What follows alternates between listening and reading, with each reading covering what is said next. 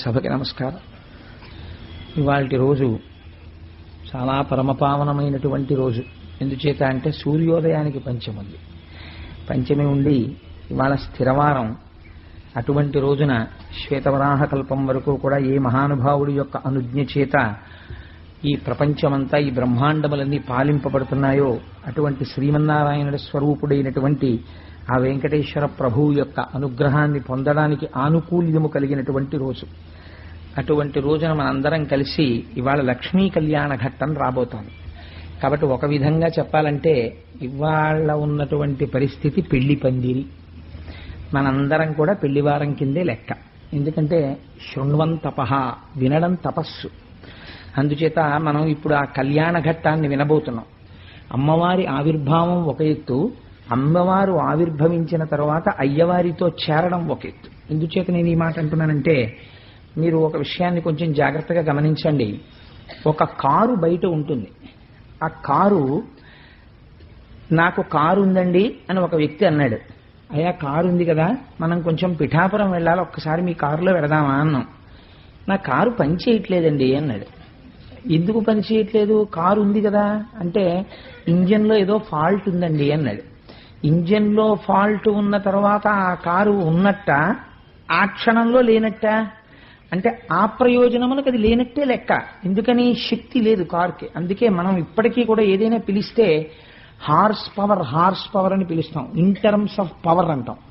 Power అంటే శక్తి. అది కంటికి కనపడదు, అనుభవైక వేద్యము, ఉపయోగపడుతుంది. అందుకని శక్తి ఆవిర్భవిస్తే సరిపోదు. ఒక ఇంజిన్ ఒక్కటే పనిచేస్తోంది అనుకోండి, కారు లేదు, దానికి ఛాసిస్ లేదు, సీట్లు లేవు, ఏమీ లేవు, ఇంజిన్ వర్క్ చేస్తోంది. ఏ చక్రాలు నడుపుతుంది? అది ఎవరికి ఉపయోగపడుతుంది? కాబట్టి ఇంజిన్గా ఉపయోగమా? లేదు. ఇంజిన్ లేని కారు ఉపయోగమా? లేదు. కాబట్టి ఇంజిను కారు కలిసి ఉంటే మనకు ఉపయోగం. ప్రకృతి పురుషుడు కలిసి ఉంటే మనకి అనుభవైక వేద్యం. ప్రకృతిగా పురుషుడుగా ఉంటే అయోమయం. అందుకే కళాభ్యాం చూడాలంకృత శశి కళాభ్యాం నిజితపలాభ్యాం భక్తేషు ప్రకటిత ఫలాభ్యాం భవతు మే శివాభ్యాం అష్టోక త్రిభువన శివాభ్యాం హృది పునర్భవాభ్యాం అని శంకర భగవత్పాదులు శివానందలహరి మొదటి శ్లోకం. అలాగే శివశక్త్యాయుక్తో యది భవతి శక్త ప్రభవితుం నచే దేవం దేవో నఖలు కుశల స్పందితుమపి. ఆవిడ లేనప్పుడు, ఆ శక్తి పక్కన లేనప్పుడు ఎవరికైనా సరే చైతన్యము, కదలిక ఉండదు. ఆ శక్తితో కూడిన వాడై అనుగ్రహిస్తాడు. ఇప్పుడు శ్రీమన్నారాయణుడు అనుగ్రహిస్తున్నాడు ఐశ్వర్యాన్ని ఇంద్రుడికి. ఎలా? పక్కన లక్ష్మి చేరి ఆ ఈయగలిగినటువంటి శక్తి తనతో చేరాలి. చేరేంత వరకు ఆ కటాక్షము కుదరదు. అందుకే వెంకటాచలపతిగా కూడా ఒక గమ్మత్తుంది. ఆయన భూమండలం మీదకి వస్తూనే కటాక్షం చేయలేదు. ముందు ఆయన తపస్సు చేశాడు లక్ష్మీదేవి కోసం. వైకుంఠం నుంచి కదిలి వచ్చేసింది అమ్మవారు, భృగు మహర్షి తన్నాడని వచ్చేసి కొల్హాపురంలో ఉండిపోయింది. అమ్మవారి గురించి తపస్సు చేసిన తరువాత పద్మావతీదేవి ఆవిర్భావం అయిన తర్వాత, పద్మావతీదేవిని పరిణయం చేసుకున్న తరువాత పద్మాసనస్థయౌ పద్మావతీదేవి నిజవక్షమందున నిలుపుకొనుచు నించున్నాడు. అందుచేత సశక్తియుతుడైనటువంటి పరమాత్మ మన అభీష్ట సిద్ధిని చేకూర్చగలడు. కాబట్టి ఇప్పుడు ఇవాళ జరిగేటటువంటి కళ్యాణ ఘట్టము, అందుకే వివాహము అన్న మాట ఈశ్వరుడికి వాడరు. ఇప్పుడు నేనున్నాను అనుకోండి, నాకు ఎప్పుడో పెళ్ళయింది, నాకు అంత కరెక్ట్ జ్ఞాపకం లేదు కానీ సంవత్సరం పెళ్ళయింది. అయితే నేను ప్రతిరోజు సరదాగా నేను కూడా కళ్యాణం చేసుకుంటానండి, ఎవరో ఒక్కళ్ళైనా వస్తుండండి కాస్త చూసేడుతుంటారు కానీ రోజు చేసుకున్నాను అనుకోండి, వీడు ధూర్తుడు అంటుంది ప్రపంచం. రోజు వీడికి కళ్యాణం ఏమిటండి? అలా కళ్యాణం మనుష్యులకి వాడరు. ఆ మాట కళ్యాణ మహోత్సవాహ్వాన శుభపత్రిక అని మనకేరు. కోటేశ్వరరావు గారి కళ్యాణ మహోత్సవం అని వేసుకోను నా పెళ్ళైన రోజున. వివాహ మహోత్సవాహ్వాన శుభపత్రిక అని వేసుకుంటాం. అసలు అందులో ఒక రహస్యం ఉంది ఆ వివాహం అన్న మాటలో. వాహం అంటే బరువు, వి అంటే విచిత్రమైన. బరువు నెత్తి మీదకి ఎత్తుకుంటే కుంగదీస్తుంది. ఈ బరువు ఎటువంటిదో తెలుసా అండి? ప్రతివాడు ఎత్తుకుందాం అని సంతోషపడతాడు. ఎత్తుకున్నవాడికి తెలిసాడు ఎంత బరువో. ఎత్తుకోని వాడిని చూస్తే ఎప్పుడు ఎత్తుకుంటాడా అని చూస్తూ ఉంటాడు. వాడు ఎత్తుకుంటున్నాడంటే 100 మంది వెళ్ళి అక్షతలేస్తారు, అమ్మయ్య మా జాతిలో కలిసావు, నువ్వు కూడా సుఖపడిపోతున్నావు నాన్న నుంచి. అందుకని అది వివాహము. అందుకని దాన్ని వేస్తే వివాహ మహోత్సవాహ్వాన శుభపత్రిక అంటారు కానీ కళ్యాణ మహోత్సవాహ్వాన శుభపత్రిక అనరు. కళ్యాణం అన్న మాట ఎవరికి వాడతారంటే ఒక్క పరమాత్మ విషయంలోనే వాడతారు. వెంకటేశ్వర స్వామి వారి కళ్యాణం చేశామండి అంటాం. మీరు ఒక మాట గమనించాలి. అసలు సంప్రదాయమునందు ఒక గమ్మత్తుందండి. కళ్యాణం అన్న మాట పురుష స్వరూపం వైపు నుంచి వాడరు. శివ కళ్యాణం చేశామండి అనరు, విష్ణు కళ్యాణం చేశామండి అనరు, పార్వతీ కళ్యాణం చేశామండి, లక్ష్మీ కళ్యాణం చేశాం, పద్మావతి కళ్యాణం చేశామంటారు. జీవుడు బ్రహ్మముతో ఐక్యం అవ్వాలి.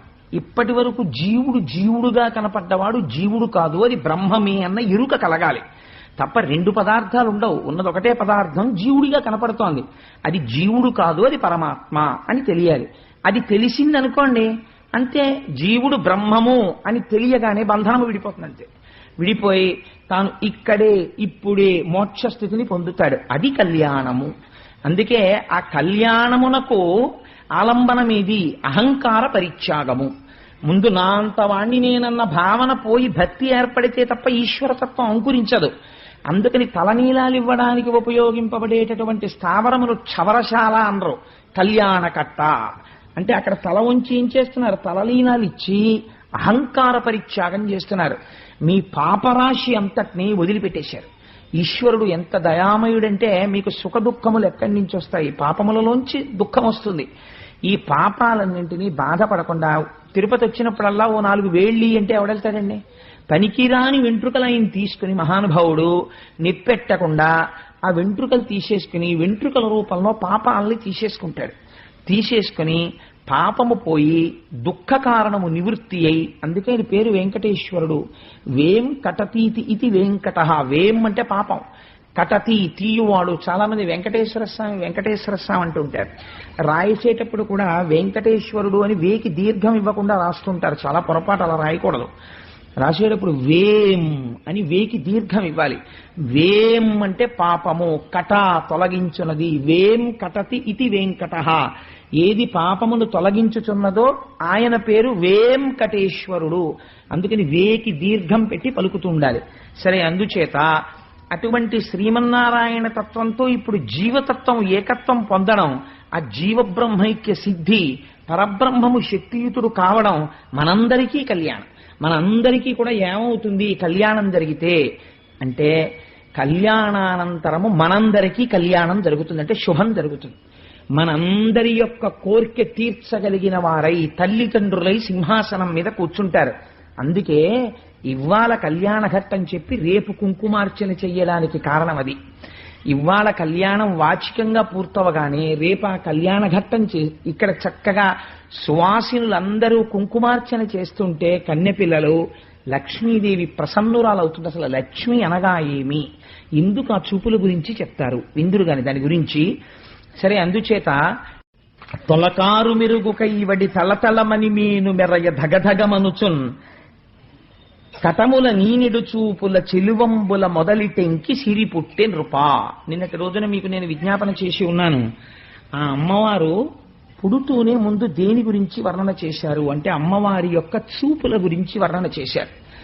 అందరికీ కూడా ఐశ్వర్యమును ఇయ్యగలిగినటువంటి తల్లి అటువంటి చూపులతో ఆవిర్భవించినది. ఈ లక్ష్మీదేవి ఆ పద్మములోంచి ఆవిర్భవిస్తే ఆ తల్లిని చూసిన వాళ్ళుట పురుషుడై పుట్టిన ప్రతివాడు కూడా అదే మొదటిసారి చూడడం. పాలమున్నీటిలో పుట్టినప్పుడు ఆవిడ్ని చూసి అలా ఉండిపోతే వాళ్ళ మనస్సుల్లో ఉన్న భావనలన్నీ తీసి అసలు ఆ లక్ష్మీదేవిని ఎలా చతుర్ముఖ బ్రహ్మ సృష్టించి ఉంటారు అన్నదానికి ఊహ చేసి పోతన గారు ఒక అద్భుతమైనటువంటి పద్యం రాశారు.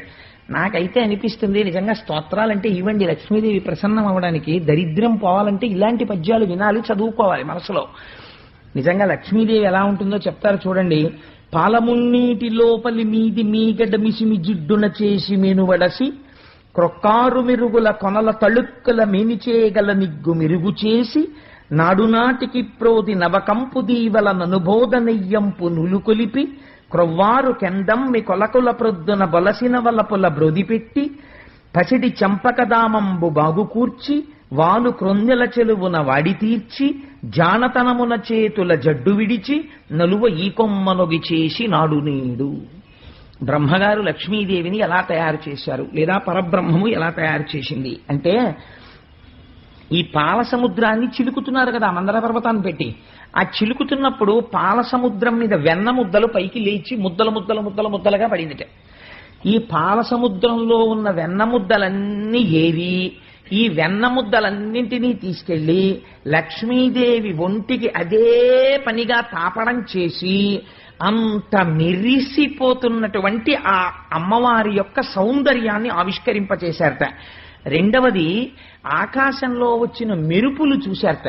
మెరుపుల యొక్క అంచులలో ఉండేటటువంటి మెరుగు తీసుకున్నారట. మెరుపంతా వేరు, మెరుపు అంచు వేరు. అంచు మెరుపు చాలా అందంగా ఉంటుంది.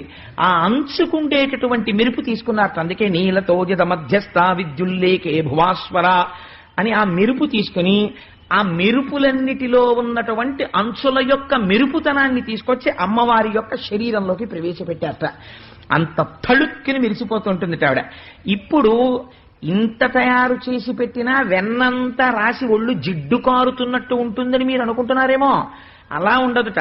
ఎలదీవ గప్పిన ఎలవి పరాగంబు క్రియమేన మెది నీరిను ఒప్ప అంటాడు మహాభారతంలో తిక్కన గారు ద్రౌపదీదేవిని వర్ణిస్తూ. ఆవిడ కింద పడిపోతే ఓ యాలుక తీగ, లేత యాలుక తీగ మట్టిలో పడిపోతే మట్టి అంటుకున్న యాలుక తీగ ఎలా ఉందో అలా ఉందన్నాడు.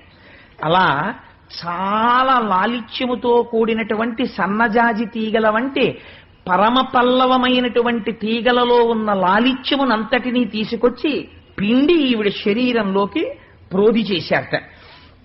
అప్పుడు తెల్లవారుజామునే సూర్యకిరణాలు ఇలా ఉదయిస్తుండగా అరవిరిసినటువంటి ఎర్ర తామర పూల యొక్క సుగంధం, ఆ పెటల్స్ అంటేనే రేకులు, అవి ఇలా విచ్చుకోగానే ఆ పద్మములలో ఉండేటటువంటి సుగంధం బయటికి వస్తుంది.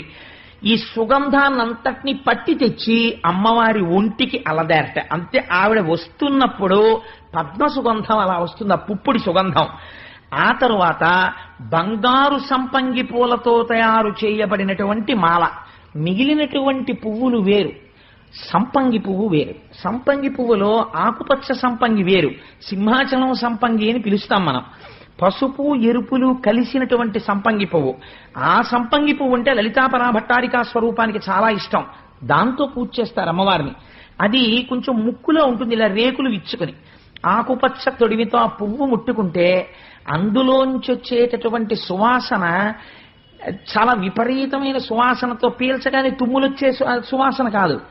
అది చాలా మందమందంగా వీస్తూ చాలా సౌరభంతో ఉంటుంది ఆ సంపంగి. రేకు కూడా మీరు ఇలా ముట్టుకున్నారనుకోండి విరిగిపోతుంది. అది బాగా ఇలా విచ్చుకుంటుంది. విచ్చుకున్న పువ్వుని విచ్చుకున్నట్టు పూజ చేయాలి తప్ప మీరు ఏమాత్రం కొంచెం అజాగ్రత్తగా పువ్వు పట్టుకున్నా రేకులు ఊడిపోతాయి. అంతటి లాలిత్యం. ఇప్పుడు ఈ పువ్వులలో ఉన్న లాలిత్యాన్నంతటినీ తీసి ఇటువంటి అరవిరిసిన సంపంగి పూలతో బంగారు సంపంగల దండ చేసి ఆ దండ తెచ్చి అమ్మ మెడలో వేశారట. కానీ సౌరభం మాత్రం అలా ఉంచారు. అది విచిత్రం. బంగారు సంపంగికి సౌరభం ఉండదు, సౌరభంతో కూడిన బంగారు సంపంగి చేసి అమ్మవారి మెడలో వేశారట. ఇన్ని వేసినా ఒకటి ఉండాలి. ఏమిటది? చూడగానే ఆ వెలుతురు ఇంకా చూసి కాసేపు అలా నడుద్దాం, కాసేపు కూర్చుందాం, అబ్బా ఎంత బాగుందో అనిపించాలి. ఆ సొగసు అది ఎక్కడుంటుంది ప్రపంచంలో అంటే ఒక్క బాలచంద్రుని ఎందే ఉంటుంది. అందుకని ఆ చంద్రబింబంలోంచి వచ్చేటటువంటి చల్లతనానికి ఎంత హాయిగా ఉందోరా అని ఇంకొక నెల పోనివ్వండి. సాయంకాలం అయ్యేటప్పటికీ ఆ అమ్మయ్య అని వచ్చి చంద్రబింబం కింద కూర్చుంటారు, చల్లగా ఉందని. అందుకని ఆ బాలచంద్రబింబంలో ఉండేటటువంటి చక్కటి చల్లతనంతో కూడినటువంటి ప్రకాశాన్ని తెచ్చి అమ్మవారి యొక్క మూర్తి యందు నింపారట. ఇన్నిటిని కలిపి ప్రోది చేసి లక్ష్మీదేవి యొక్క మూర్తిని సిద్ధం చేసి అష్టదళ పద్మమునందు ఆవిర్భవింపచేశారట. చేస్తే అమ్మవారు ఆ పాల సముద్రంలోంచి అష్టదళ పద్మంలోంచి ఆవిర్భవించి వీళ్ళందరికీ దర్శనమిచ్చింది. చిత్రం ఏమిటంటే పుట్టినప్పుడు చంటి పిల్లలా పుట్టినటువంటి తల్లి క్షణాల మీద పెద్దదైపోయి యవ్వనవతి అయిపోయింది. యవ్వనంలో ఉన్నటువంటి స్త్రీల తరుణ వయస్కురాలిగా అక్కడ ఎవరున్నారండి? దేవతలున్నారు, దానవులున్నారు. లక్ష్మీదేవి యొక్క ఆవిర్భావం జరిగిందని యక్ష గంధర్వ కిన్నెర కింపురుషాదులందరూ చూస్తున్నారు. ఇంతమంది చూస్తుండగా తల్లి ఆవిర్భవించింది. ఇప్పుడు ఆవిడికి భర్త నిర్ణయింపబడాలి. అటువంటి తల్లికి భర్తను ఎవరు నిర్ణయిస్తారు? ఎక్కడ పుట్టిందో వాడు తండ్రి అవుతాడు. ఎక్కడ పుట్టింది? పాల సముద్రంలో పుట్టింది. కాబట్టి ఇప్పుడు తండ్రి ఎవరు? పాల సముద్రమే, సముద్రుడే తండ్రి. అందుకే లక్ష్మీం క్షీరసముద్రరాజతనయాం శ్రీరంగధామేశ్వరీం దాసీభూత సమస్త దేవవనితాం లోకైక దీపాంకురాం అని రోజు పిలుస్తూ ఉంటాం కదా అమ్మవారిని. ఆడపిల్లకుండే లక్షణం ఏమిటంటే పెళ్ళవక ముందు ఫలానా వారు అమ్మాయి అండి పొంగిపోతుంది. ఈ పాప అండి కోటేశ్వరరావు అమ్మాయి అండి అన్నారనుకోండి, చాలా సంతోషిస్తుంది. పెళ్లి అయిపోయిన తర్వాత ఎవరైనా మా అమ్మాయి కనపడితే ఈ అమ్మాయి ఈ పాప కోటేశ్వరరావు అమ్మాయి అండి కోటేశ్వరరావు అమ్మాయి అండి అని పరిచయం చేస్తామనుకోండి, కించి చిన్నపుచ్చుకుంటారు. ఎందుకనంటే ఫలానా వారి కోడలండి అన్నారనుకోండి, సంతోషిస్తుంది. ఈ అమ్మాయి ఫలానా వారి భార్య అండి అని అనిపించుకోవడానికి ఇష్టపడుతుందట ఆడపిల్ల. పుట్టింటి సంబంధాన్ని గౌరవిస్తుంది, కానీ ఫలానా వారి భార్యని చెప్పుకోవడంలో ఒక తాదాత్మ్యతని పొందుతుందిట. అందుకని లక్ష్మీం క్షీరసముద్రరాజతనయాం వెంటనే అనాలట శ్రీరంగధామేశ్వరీం. భర్తృ సంబంధం చెప్పాలి, చెప్తే పొంగిపోతుంది ఆవిడ. శాబాష్, బాగా చెప్పాడు రా వీడెవడం. అందుకని మనం శ్రీ సూక్తం చెప్తే లక్ష్మీం క్షీరసముద్రరాజతనయాం అని దాంతోనే పూర్తి చేస్తాం. సరే, అందుచేత ఇప్పుడు ఈ తల్లికి మంగళ స్నానం చేయించడానికి అందరూ సమకూరుస్తున్నారు అమ్మవారికి. తరుణికి మంగళ స్నానం బుసేయింతమని పెట్ట ఇంద్రుడనర్ఘమైన మణిమయ పీఠంబు మంగళవతులైన వేలు పొగరితలు విమలతోయ పూర్ణంబులయ్యున్న పుణ్యాహ కలశంబులిడిరి పల్లవములనిచ్చ భూమి కడిమి గోవులు పంచ గవ్యములనిచ్చే మలసి వసంతుడు మధువసంగి మునులు కల్పంబు చెప్పిరి మొగిలుగములు పణవ గోముఖ కాహళ పటహ మురజ శంఖ వల్లకి వేణు నిస్వనములిచ్చే పాడిరాడిరి గంధర్వపతులు సతులు పండిత సూక్తులతోడిత తుండంబులు సాక్షి తీర్థతోయములెల్లన్ కుండముల ముంచి దిగ్వే దండంబుల జలక మార్చ తరుణీమణికిన్. శ్రీ సూక్తంలో మంత్రాలని పోతన గారు తన ప్రతిభతో పద్యాలుగా మార్చారు. ఎంత గమ్మత్తో చూడండి. తరుణికి మంగళ స్నానము. ఇప్పుడు ఈ అమ్మవారు మంగళ స్నానం చెయ్యాలి. మంగళ స్నానం వేరు, శౌచమునకు స్నానం వేరు. శౌచమునకు స్నానం చేసేటప్పుడు మంగళ వాయిద్యాలు పెట్టండి ఆయన స్నానం చేస్తున్నారు అనరు. మంగళ స్నానం చేయడం అంటే వేరు. అది పరమ పవిత్రమైనటువంటి సమయాలలో మంగళ స్నానం చేస్తారు. మనం మంగళ స్నానం చేస్తాం. ఎప్పుడు చేస్తాం? పెళ్లికి ముందు చేస్తాం. పెళ్లికి ముందు చేసే మంగళ స్నానం వేరు, చాలా గమ్మత్తుగా ఉంది. అంటే ఈ రోజుల్లో దాని సబులే పోయాయి, ఆ వైదిక ప్రక్రియ పోయింది. అసలు ఏ మంత్రం చదవాలి, అప్పుడు ఎలా ఆశీర్వచనం జరగాలి, ఎలా మంగళ వాయిద్యాలు మోగుతూ ఉండాలి, ఎలా వచ్చి ఎలా కూర్చోపెట్టి ఆడపిల్లని లక్ష్మీదేవిగా మంగళ స్నానం చేయించాలి. ఆడపిల్ల పెళ్లి పీటల మీదకి వెళ్ళేటప్పుడు పట్టు చీర ఎవరు పట్టుకొచ్చి ఇవ్వాలో ఎంత ప్రేమ ఉంటుందో అలా పట్టుకొచ్చి ఇవ్వడంలో మీరు లక్ష్మీ కళ్యాణం వింటే తెలుస్తుంది. చూడండి, ఆ తల్లి మంగళ స్నానం చేయడం కోసమని ఒక పీట మీద కూర్చోవాలి. అందుకని ఒక మణిమయ పీఠాన్ని తెచ్చి దేవేంద్రుడు అక్కడ పెట్టేట. ఇప్పుడు ఈ పీఠం ఇచ్చిన వాడికి ఏం దక్కుతోంది? పీఠం దక్కుతోంది. లక్ష్మీదేవికి నువ్వు ఏమిస్తే అది దక్కుతుంది. ఇంత కుంకం అమ్మవారికి ఇస్తే సౌభాగ్యం దక్కుతుంది, ఇంత పువ్వు అమ్మవారికి ఇస్తే జ్ఞానం దక్కుతుంది, ఇంత ధూపం చూపిస్తే సమస్త భోగములతో నీ ఇల్లు నిండిపోతుంది, ఇంత నీరాజనం ఇస్తే భక్తి జ్ఞాన వైరాగ్యముల చేత మోక్షం ఇస్తుంది, ఒక్క స్తోత్రం నోటితో చదివి ఇలా నమస్కరిస్తే పొంగిపోతుంది, ఏదైనా ఇచ్చేస్తుంది. అందుకని కుంకుమార్చన పెట్టడం ఏదో సరదా కోసం పెట్టడం కాదది. అందుచేత చూడండి, ఆ భద్రపీఠాన్ని తీసుకొచ్చి ఒక మణిమయమైన పీఠాన్ని అక్కడ పెట్టేట ఇంద్రుడు. అమ్మవారు మంగళ స్నానం చేయడానికి దాని మీద కూర్చుంది. ఇప్పుడు ఇలా తీసుకొచ్చి పీఠం పెట్టగానే దాని మీద కూర్చున్న అమ్మవారు స్నానం చెయ్యడం కోసమని నీళ్లు పట్టరావాలి. ఎవరు పట్టరావాలి అంటే పసుపు కుంకుమలకు ఢోకా లేకుండా చాలా దీర్ఘకాలం నుంచి పసుపు కుంకుమలతో ఉన్నటువంటి యువతులు ఆ నీరు తీసుకొచ్చి అక్కడ పెట్టారట. మీరు జ్ఞాపకం పెట్టుకోండి, ఇక ముందు మీ ఇళ్లలో పెళ్లిళ్లు జరిగినప్పుడు మీ కొడుక్కి పెళ్లి చేసినా మీరు నియమం చెప్పండి, మా కోడలకి మాత్రం మంగళ స్నానం ఇలా చేయించాలమ్మా, కట్నం కానుక తర్వాత మీ ఇంటికి లక్ష్మి వస్తోంది, ఇలా స్నానం చేయించండి అని చెప్పండి. మీ కూతురు పెళ్లి చేసేటప్పుడు ఇలా చెయ్యండి. మంగళప్రదమైనటువంటి ఐదోతనం ఉన్నటువంటి స్త్రీలు ఆ నీరు పట్టుకుని అక్కడికి రావాలి.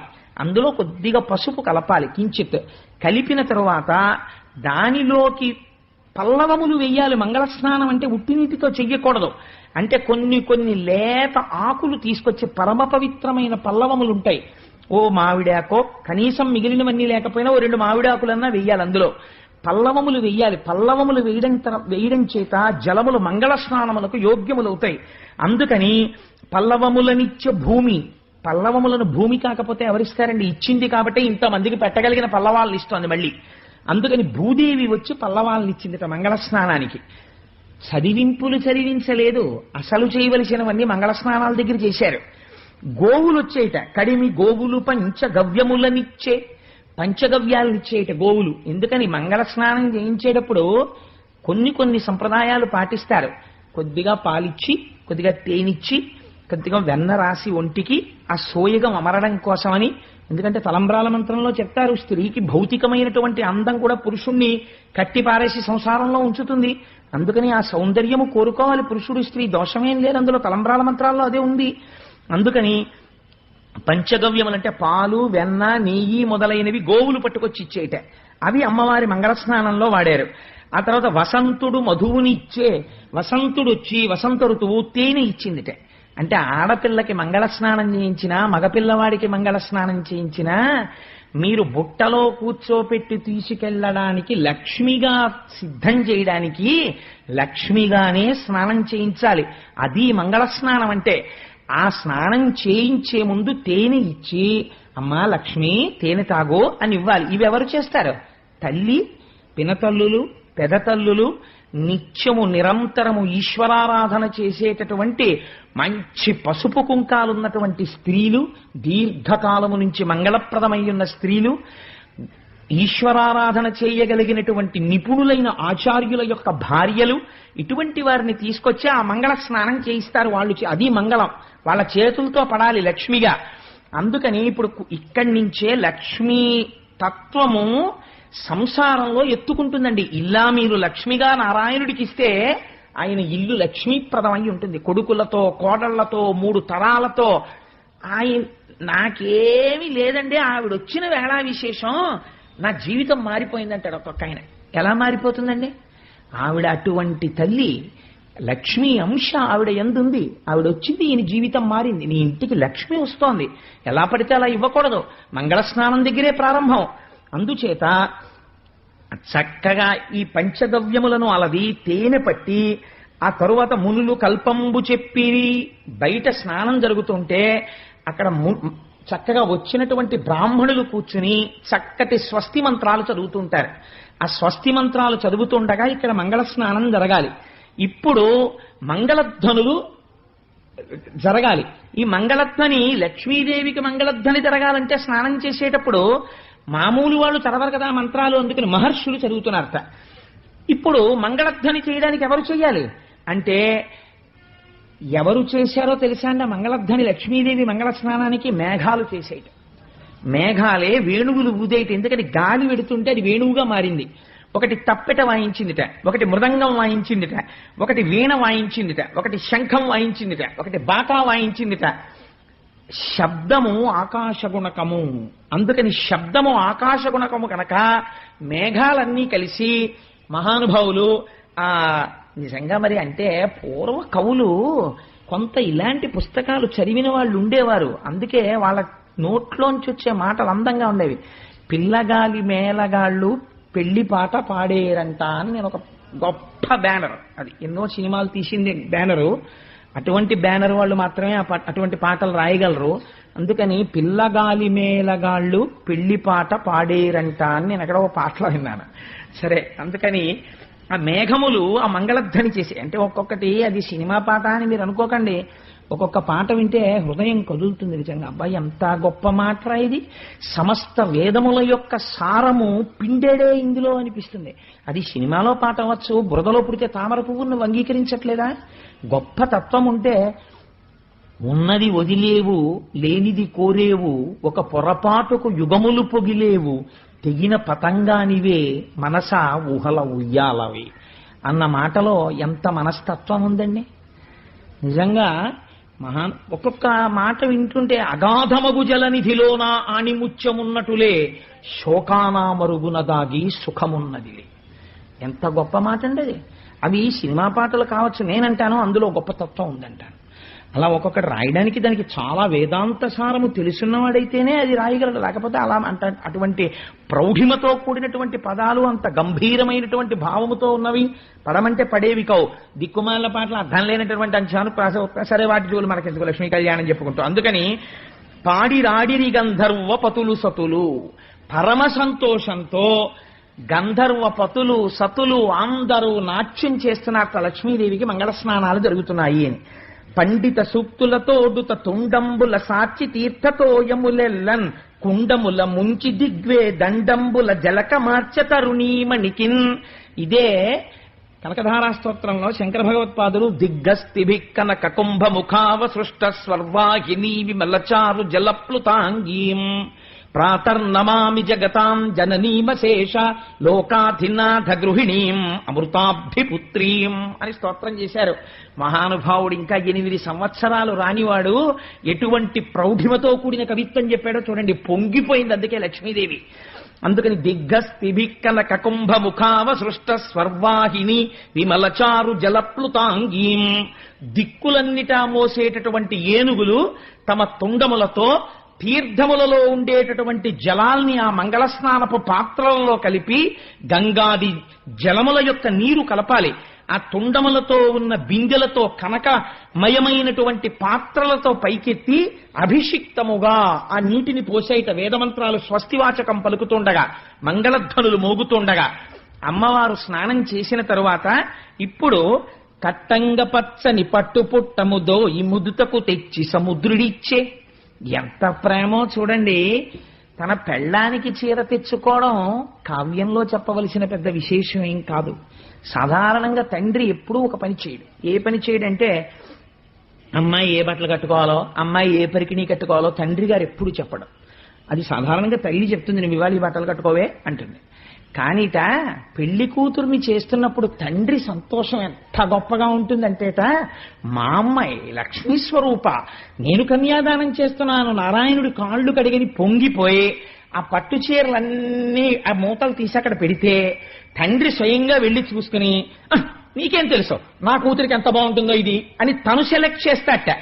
తను నిర్ణయం చేసి అమ్మా ఈ పట్టుబట్ట కట్టుకోమ్మా అని తండ్రి అంటే ఆ ఆడపిల్ల మనస్సు ఎలా ఉంటుందంటే, పిచ్చి నాన్నగారు, మా నాన్నగారికి ఎంత పిచ్చి ప్రేమో అని ఆ చీర కట్టుకు పొంగిపోతుందట. తండ్రి పట్టుకెళ్ళి ఇస్తాడు, చీర కట్టుకోమ్మా అని ఆ చీర తండ్రి ఇస్తాడు. తండ్రి ప్రేమ ప్రేమ, నేను తల్లి ప్రేమని తక్కువ చేయట్లేదు, కానీ అంటే తల్లి తండ్రి ఇద్దరు సమానం కదండి. అందుకని ఆ రోజున మాత్రం చీర తాను నిర్ణయం చేశాట సముద్రుడు. కట్టంగ పచ్చని పట్టు పుట్టముదో ఈ ముదితకు తెచ్చి సముద్రుడిచ్చే. ఎప్పుడైనా సరే అమ్మవారికి ఇచ్చేటప్పుడు వస్త్రద్వయం సమర్పయామి, ఒక వస్త్రం ఇవ్వకూడదు, వస్త్రం మీద వస్త్రం పెట్టి, కంచుకమంటే రవికెల బట్టో ఏదో ఒకటి పెట్టి కలిపి ఇవ్వాలి. పెద్దలకి భోజనం పెట్టినప్పుడు ఒక విస్తరి వేయకూడదు, శాస్త్రంలో నిషిద్ధం. ఒక అరిటాకు వేస్తే తుంపి మళ్ళీ అరిటాకు ముక్కన్నా వెయ్యాలి, కనీసం 2 వెయ్యాలి. ఇచ్చేటప్పుడు వస్త్రద్వయం సమర్పయామి అనాలి అని వస్త్రద్వయం ఇవ్వాలి. లేదా కనీసం ఒక దూదిపోగు దగ్గర పెట్టుకుని వస్త్రం మీద దూది పోగు పెట్టి ఇవ్వాలి. అందుచేత కట్టంగ పచ్చని పట్టుపుట్టముదో ఈ ముదితకు తెచ్చి సముద్రుడిచ్చే. వస్త్రద్వయాన్ని తెచ్చి సముద్రుడు లక్ష్మీదేవికి ఇచ్చాడు. మత్తాళినిక రంబు మధువాన మోగిన వైజయంతి మాలవరునుడిచ్చే. ప్రతి ఇంట్లో కూడా ఒక గమ్మత్తు ఉంటుంది. ప్రతి ఇంటికి ఒక యజమాని ఉంటాడు.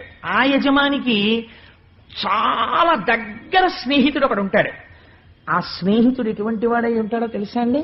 ఆయన్ని సుహృత్ అని పిలిచింది శాస్త్రం. సుహృత్ అంటే ఆయన బిడ్డని తన బిడ్డగా భావిస్తాడు. ఆ హృదయం పెంచుకోవాలి సుహృత్ కావాలంటే. తన కూతురు ఎంత మంచి సంబంధం రావాలని కోరుతున్నాడో తన సుహృత్ కూతురు కూడా అంత మంచి సంబంధం రావాలని కోరాలి. తన కూతురు ఎలా ఐదోతనంతో ఉండాలని కోరుతున్నాడో తన సుహృత్ యొక్క కూతురు కూడా అలా ఉండాలని కోరాలి. అలాంటి వాడు ఒకడు ఉంటాడు. వాడు ఈయన ఇంట్లో పెళ్లి జరుగుతుంటే తన కూతురు పెళ్లి జరుగుతున్నట్టే సంతోషపడిపోతాడు. అందుకని ఈయన ముందు ఇవ్వగానే వెనక ఎవరిచ్చారో తెలుసండి? సుహృత్ ఇచ్చాడు. ఎవరా సుహృత్? సముద్రం తండ్రి అయితే సముద్రుడిలో ఉన్న వరుణుడే సుహృత్. అందుకని ఎప్పుడూ దగ్గరుంటాడు. అందుకని ఆ సుహృత్ ఏమిచ్చాడు అంటే వైజయంతి మాల ఇచ్చాట అమ్మవారు వేసుకోవడానికి. కాంచన కేయూర కంకణ కింకిణి కటకాదులను విశ్వకర్మ ఇచ్చే. విశ్వకర్మ ఏదైనా తయారు కేయూర కంకణ కింకిణి కటకాదులను, అమ్మవారు వేసుకోవడానికి కావలసినటువంటి గాజులు, అమ్మవారు వేసుకునే హారాలు, అమ్మవారు పెట్టుకునే నగలు, ఇవన్నీ ఒక పెద్ద దంతపు పెట్టిలో పెట్టి తెచ్చి విశ్వకర్మ ఇచ్చేట. భారతి ఒక మంచి తారాహారమునిచ్చే. సరస్వతీదేవి ఒక మంచి తారాహారాన్ని ఇచ్చిందిట. పాణి పద్మమునిచ్చే పద్మభవుడు. ఇదో చాలా గమ్మత్తైన విషయం అండి నిజంగా. ఇలాంటివి చూస్తే ఓహో ఇలా కూడా ఇవ్వచ్చనమాట కానుక అనిపిస్తుంది. పిల్ల బుట్టలో కూర్చొని పద్మంలో కూర్చున్న లక్ష్మిని తీసుకెళ్లినట్టు తీసుకెళ్లే ముందు అసలు మేనమావలు నాకు అనిపిస్తుంది తామర పువ్వులు తెచ్చి ఆ అమ్మాయి చేతికి ఇవ్వాలి. అమ్మా నిన్ను లక్ష్మిగా చూసి నీ తల్లి తోడబుట్టిన వాళ్ళగా, నిన్నెప్పుడూ మేనమావగా మేము దుష్టచూపు చూడలేదు, లక్ష్మిగా చూసి నారాయణుడి దగ్గరికి చేరుస్తున్నాం అని తామర పూలు ఇచ్చి పిల్ల చేత్తో తామర పూలు పట్టుకుని బుట్టలో రావాలి. పోతన గారు ఎన్ని రహస్యాలు చెప్తున్నారో చూడండి ఆచారంలో. అందుకని ఎవరివ్వాలా పువ్వు అంటే బ్రహ్మగారు ఇచ్చారు. ఎటువంటి వాడికి అటువంటివే ఇష్టం ఉంటాయి. సాధారణంగా ఏమిటంటే బాగా పుస్తకాలు చదివి ఆయన ఒక ఆయన ఉన్నాడు అనుకోండి, ఆయన ఎక్కడైనా ఫంక్షన్ అయితే ఓ బుక్ ప్రజెంట్ చేద్దాం అంటాడు కదండి. ఒక బంగారం మీద మోజున్న ఆయన ఉన్నాడు అనుకోండి, అది ఎప్పటికైనా పనికొస్తుంది ఓ ఉంగరం పెడదాం అంటాడు. అలా ఎవరి మనస్సు అలా ఉంటుంది. చతుర్ముఖ బ్రహ్మగారు పద్మభవుడు, ఆయన కూడా పద్మ సంబంధం ఉన్నవాడు, అమ్మవారు పద్మ సంబంధం ఉన్నది. అందుకని ఆయనకి ఎప్పుడూ పద్మ సంబంధమే. ఆయన పట్టుకొచ్చి ఓ తామర పువ్వు ఇచ్చట, చేతో పట్టు కూర్చో అమ్మా నువ్వు చక్కా బుట్టలోనని. అందుకని తామర పువ్వు ఇచ్చట. కుండలివ్రజంబు కుండలంబులనిచ్చే. నాగరాజులు కుండలిని రెండు రకాలుగా ఉంటుంది. పావుతో సింబలైజ్ చేస్తారు, సంకేతిస్తారు కుండలిని శక్తిని. అందుకని అవి ఎప్పుడు ఏమివ్వాలి, కుండలిని అన్న మాటకి దగ్గరలో ఉన్నవి ఇస్తాయి. అందుకని కుండలంబులనిచ్చే. అవి చెవులకు పెట్టుకునేటటువంటి కుండలాలను ఇచ్చేట అమ్మవారికి పట్టుకొచ్చి. అందుకని కుండలివ్రజంబు కుండలంబులనిచ్చే. శృతులు భద్రమైన నుతులు చేసే. శృతులు వేదాలున్నాయి, ఏది చేసేవాళ్ళు అది చేస్తేనే అందంగా ఉంటుంది. వేదాలు అనేటటువంటి పుస్తకాలు అమ్మ అప్పుడప్పుడు చదువుకోను డిటెక్టివ్ నవలు ఇచ్చాయనుకోండి అసందర్భంగా ఉంటుంది. శృతులు ఏం చెయ్యాలి, నుతులు చెయ్యాలి. వేదం అందులోంచి పరమ భద్రమై ఆశీపూర్వకమైనటువంటి మంత్రాలు చదవాలి. అందుకని శృతి తనంత తానుగా ఒక రూపములు దాల్చి అమ్మవారికి ఆశీపూర్వకమైనటువంటి భద్రతను చేకూర్చగలిగినటువంటి మంత్రమును ఆమ్నాయం చేసిందిటే. ఎల్లలోకములకు ఏలిక సానివై బ్రతికెనను చుదిశలు పనికెనధిప. దిక్కాంతలన్నీ కూడా దిక్కుల్ని స్త్రీలతో పోలుస్తారు. ఎందుకనంటే మహాభారతంలో తిక్కన గారు ఒక గొప్ప ప్రయోగం ఒకటి చేశారు. భర్త ఆఫీస్కి వెళ్ళిపోయిన తర్వాత సాయంకాలం అయితే భార్య ఎదురు చూస్తుంటుంది, ఆ అమ్మ ఆయన వస్తారు ఇంకా కాసేపు సరదాగా. భార్య అంటే పురుషుడికి విశ్రాంతి స్థానం. ఎందుకంటే ఎంత అలిసిపోయిన పురుషుడు కూడా సేద తీరేది ఎక్కడ అంటే భార్య దగ్గర మాత్రమే. ఆవిడ ఇచ్చినట్టు విశ్రాంతిని పురుషుడికి భౌతికమైనటువంటి ఏ ఐశ్వర్యము ఇవ్వదు. ఎన్ని ఏసీ గదులు ఉండనివ్వండి, ఎంత ఐశ్వర్యం ఉండనివ్వండి, ఆవిడ చిటపట చిటపట చిటపట లాడిపోతోంది అనుకోండి, కంపరం ఎత్తిపోతుంది ఇంటికి వచ్చిన వాడికి. పెంకుటింట్లో ఉండనివ్వండి, ఇంటికి వచ్చేటప్పటికి సాయంకాలం ఆవిడ సంతోషంగా ఉండి ఏమండి వచ్చారా, అలా ఉన్నారే అని ఓ చక్కటి ప్రసన్నమైన 4 మాటలు చెప్పి ఎంతో సంతోషంగా సేద తీర్చి మంచి మాటలు మాట్లాడింది అనుకోండి, పురుషుడు కష్టాన్ని మర్చిపోతాడు. అందుకని దిక్కాంతలు అని దిక్కుల్ని కాంతలతో పోలుస్తారు. మరి భర్త ఎవరు అంటే రోజు ఆఫీస్కి వెళ్ళేవాడైనా సాయంకాలం భర్తృదర్శనం అయ్యేటప్పటికీ లజ్జతో కూడినటువంటి ఎర్రటి కాంతులు వస్తాయిట పరమ సౌశీల్యవతి అయినటువంటి భార్య యందు. అందుకని పడమటి దిక్కనబడేటటువంటి కాంత సూర్యుడు తూర్పు నుంచి అటువైపుకి వచ్చేటప్పటికి బుగ్గలు ఎర్ర పడ్డాయ్యా, అందుకని రాగరంజితములయ్యాయి అన్నారు పోతన తిక్కన గారు మహాభారతంలో. ఆయనలో అందమైన ప్రయోగాలు. అందుకని ఆ ఎల్లలోకములకు ఏలికసానివై బ్రతికెననుచు దిశలు పలికెనధిప. ఆ దిక్కాంతలందరూ ఆశీర్వచనం చేశారట. ఎల్లలోకములకు హద్దులేవి, దిక్కులే. అందుకని ఆ దిక్కాంతలు ఆశీర్వచనం చేశారట. అమ్మా లక్ష్మి, నువ్వు ఎల్లలోకములకు ఏలిక రాణివై ఏలిక సానివై పరిపాలించదవుగాక అని ఆశీర్వచనం చేశారట. ఇప్పుడు ఈ తల్లికి స్వయంవరాన్ని ఆ తల్లి తనంత తానుగా వరుణ్ణి ఎంచుకోగలిగినటువంటి పద్ధతిని సముద్రుడు ఆమోదించాడు. ఆయన నిర్ణయించలేదు. అమ్మా నువ్వు నా కడుపున పుట్టి నాలోంచి జన్మించి క్షీర సముద్రానికి కూతురు అని నాకు వైభవాన్ని ఇచ్చావు, నేనా నీకు భర్తనించగలిగిన వాణ్ణి? నువ్వే ఎన్నుకో తల్లి అన్నట్ట అని చేతికి ఒక చెంగల్వ పూదండ ఇచ్చట. ఇస్తే ఆయనంటారు, పలుకుల అమృతంబు చిలుకనెవ్వానితో భాషించవాడెపో బ్రహ్మయనగా, ఎలయించి కెంగేల యవ్వని వరించవాడలోకములకు వల్లభుండు, మియితీగ యవ్వని మేనితో గదియించవాడిపో పరమ సర్వజ్ఞమూర్తి, నెలతుక ఎప్పుడు నివసించు ఏ ఇంట ఆ ఇల్లు పరుమగు అమృతపదము, ఇంటి చూపువారే ఎచ్చోటి కచ్చోటు జిష్ణుదనద ధర్మ జీవితంబు, కొమ్మ పిన్ననగవు గురుతర దుఃఖ నివారణంబు సృష్టి కారణంబు. లక్ష్మీదేవిగా మీరు పెళ్లి పీటల మీదకి పిల్లని తీసుకెళ్లినా పెళ్లి కొడుకు పరిస్థితి ఇలాగే మారిపోతుంది. పలుకుల అమృతంబు చిలుక యవ్వానితో భాషించవాడెపో బ్రహ్మయ్యనగా, ఇప్పుడు లోకమునందు బ్రహ్మము అని ఎవరిని పిలవాలి అంటే, ఈ తల్లి ఎవరిని చూసి సంతోషంగా చిరునవ్వు నవ్వి మాట్లాడుతోందో వాడే పరబ్రహ్మం. ఎలయించి కెంగేల యవ్వని వరించవాడలోకములకు వల్లభుండు, సంతోషంతో ఎవరి మెడలో ఆ వరమాల వేస్తోందో వాడే లోకములకంతటికి వల్లభుడు. ఈవిడికి కాదు, లోకములకంతటికి వాడు వల్లభుడై ఉంటాడు. మియితీగ యవ్వని మెనితో గదియించవాడిపో పరమ సర్వజ్ఞమూర్తి, మెరుపుతీగ వంటి తన శరీరాన్ని ఎవరి శరీరం పక్కకి ఆవిడ చేరుస్తోందో వాడే సర్వజ్ఞుడైన వాడు. మెలతుక ఎప్పుడు నివసించు ఏ ఇంట ఆ ఇల్లు పరమగు అమృతపదము, ఈ తల్లి ఏ ఇంటికి వెళ్లి నివసిస్తోందో ఆ ఇల్లు అమృతధామము. ఇంటి చూపు వారే ఎచ్చోటి కచ్చోటు జిష్ణు ధనద ధర్మ జీవితంబు, ఈ తల్లి ఎక్కడికి వెళ్లి నిలబడి ఇలా ప్రసన్నంగా చూస్తోందో అక్కడ ఇంద్రుడి యొక్క ఐశ్వర్యం ఎలా ఉంటుందో అటువంటి ఐశ్వర్యం ఉంటుంది. కుబేరుడు ఆ ఇంట నిలబడి చేతులు కట్టుకుని సేవిస్తూ ఉంటాడు. ధర్మ జీవితంబు, ధర్మబద్ధమైనటువంటి జీవితము నడుస్తూ ఉంటుంది. కొమ్మ పిన్ననగవు గురుతర దుఃఖ నివారణంబు సృష్టి కారణంబు, ఈ తల్లి యొక్క అనుగ్రహం ఎక్కడ పడుతోందో అక్కడ అజ్ఞానము నివారింపబడి సృష్టి కారణమవుతోంది. అంటే ఇక్కడ మీరు ఒక మాట అర్థం చేసుకోవాలి. సృష్టి కారణంబు అన్న మాట ఎందుకు వాడారండి పోతన గారు అని.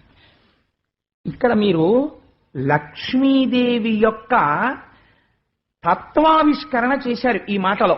లక్ష్మి అంటే అర్థం ఏమిటో తెలుసా అండి? రెండు ఎవరి చేతిలో ఉంటాయో వారిని లక్ష్మి అని పిలుస్తారు. ఎవరి వలన ఈ రెండు ఆగిపోతాయో వారిని అలక్ష్మి అని పిలుస్తారు. లక్ష్మి అని పిలవాలంటే ఒకటి సంపద వైభవమును ఇవ్వగలిగి ఉండాలి. అంటే మీరు ఇహమునందు సుఖపడడానికి కావలసినటువంటి సమస్త ఐశ్వర్యమును అమ్మవారు ఇవ్వాలి. అది మీకు ఏది ఉంటే మీరు సుఖపడతారో అది అమ్మవారికి తెలిసి ఆవిడిస్తుంది. రెండవది కామరతంపరగా బహుళమయ్యేటటువంటి స్థితిని కల్పించగలిగి ఉండాలి. అంటే ఈ మాట మీకు కొంచెం అంతగా నేను అందించగలిగానో లేదో ఒక ఉదాహరణ చెప్తాను. ఇప్పుడు ఒక్కటిగా ఉంటుంది ముందు. ఇప్పుడు నేను ఒకడనవుతాను ముందు. ఎలా అవుతానంటే, ఒక తల్లికి తండ్రికి నేను జన్మిస్తాను. నాతో పాటు కొంతమంది అన్నదమ్ములు అక్క చెల్లెళ్ళు పుట్టారు. వాళ్ళు పెళ్లిళ్ళు చేసుకుని వెళ్ళిపోతారు. నాతో కలిసి ఉండరు. కలిసి ఉన్న వాళ్ళు వెళ్ళిపోతారు. నా తల్లి తండ్రి వెళ్ళిపోయారు. నేను ఒక్కడనే ఉన్నాను. నేను ఒక్కడనై ఉన్న వాడిని ఒక రుణం ఉంటుంది, పితృ రుణం. ఇప్పుడు ఇది తీర్చుకోవాలి. నా పక్కకి ఒక భార్య రావాలి. ఆ భార్య లక్ష్మీస్థానం. ఇప్పుడు ఆవిడ వస్తే తప్ప నేను నలుగురిని కాను. ఇప్పుడు నా భార్య వచ్చి నా పక్కన చేరితే నేనే ఒక కొడుకునయ్యాను, నేనే ఒక కూతురునయ్యాను. తర్వాత ఒక అల్లుడు వస్తాడు, తర్వాత ఒక కోడలు వస్తుంది, తర్వాత ఇటు నలుగురు మనవలు, అటు నలుగురు మనవలు. ఇప్పుడు నేను ఒక్కడిని ఎన్నయ్యాను. ఏమండి అని పిలిచే భార్య, నాన్నగారండి అనే కొడుకు కూతురు, మామయ్య గారండి అనే కోడలు, మామయ్య గారండి అనే అల్లుళ్ళు, తాతగారండి అని ఇటు పిలిచే మనవలు, తాతగారండి అని అటు పిలిచే మనవలు, అన్నయ్య గారండి అని పిలిచే వియ్యపురాళ్ళు. నేను ఒక్కడని ఎన్నయ్యాను. This is called multiplicity. ఈ మల్టిప్లిసిటీ ఒకటి అనేకమవడం వైభవం శాస్త్రంలో. ఇలా అవ్వలేదనుకోండి దరిద్రం. అంటే ఆగిపోయాడు. అలాగా ఎక్కడ ఆగిపోయాడు? అసలు లక్ష్మే రాలేదు. అంటే ఒకడికి భార్యనే పొందలేదు. ఒకడు భార్యని పొందాడు, కానీ అమ్మా నాన్నగారండి అని పిలవడానికి బిడ్డలు లేరు. బిడ్డలు లేరు కాబట్టి అల్లుళ్ళు లేరు, కోడళ్ళు లేరు, మనవలు తామర తంపరగా లేరు. కాబట్టి ఏమవుతోంది? ఆగుతోంది. కొద్దిగా జోల్ట్ పడుతోంది. మళ్ళీ అమ్మవారి అనుగ్రహం వచ్చింది అనుకోండి, కూతురే ఉంది, కొడుకులాంటి అల్లుడు వచ్చేస్తాడు. ఒక్క కూతురు 10 మంది మనవలు వస్తారు. 50 మంది మనవలు ఉన్నవాడు ఎంత తృప్తిగా ఉంటాడో ఒక్క కూతురు ఉన్నవాడు అంత తృప్తిగా ఉండొచ్చు చెప్పలేం ప్రపంచంలో. అమ్మవారి అనుగ్రహం వచ్చేసింది, ఇటుదటు చేసేస్తుంది ఆవిడ, మళ్ళీ పూర్ణం చేసేస్తుంది. కాబట్టి ఇప్పుడు ఏమవుతోంది, ఇది పెరగలేదనుకోండి, ఒక స్థాయికి వెళ్ళిన తర్వాత ఏమంటుందో తెలుసా అండి లోకం అంటుంది. చాలా ఐశ్వర్యవంతుడే కానీ పాపం అండి పిల్లలు లేరు అంటారు. పాపం అండి పెళ్ళి అవ్వలేదు వాళ్ళ ఇంట్లో ఒక అమ్మాయికి అంటారు.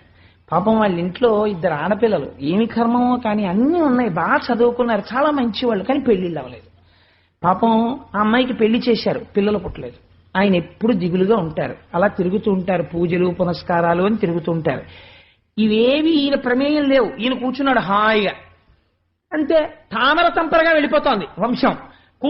కూతురికి కోరుండో సంబంధం వచ్చేసింది, మంచి సంబంధం, అల్లుడు వచ్చేసాడు, మంచి వియ్యాలారు, ఎంతో సంతోషంగా, ఏదో తోడబుట్టిన చెల్లెలతో కలిసిపోయినంత అనుబంధం కలిసిపోయింది. హాయిగా వియ్యాలవారన్న అరమరికలు లేవు.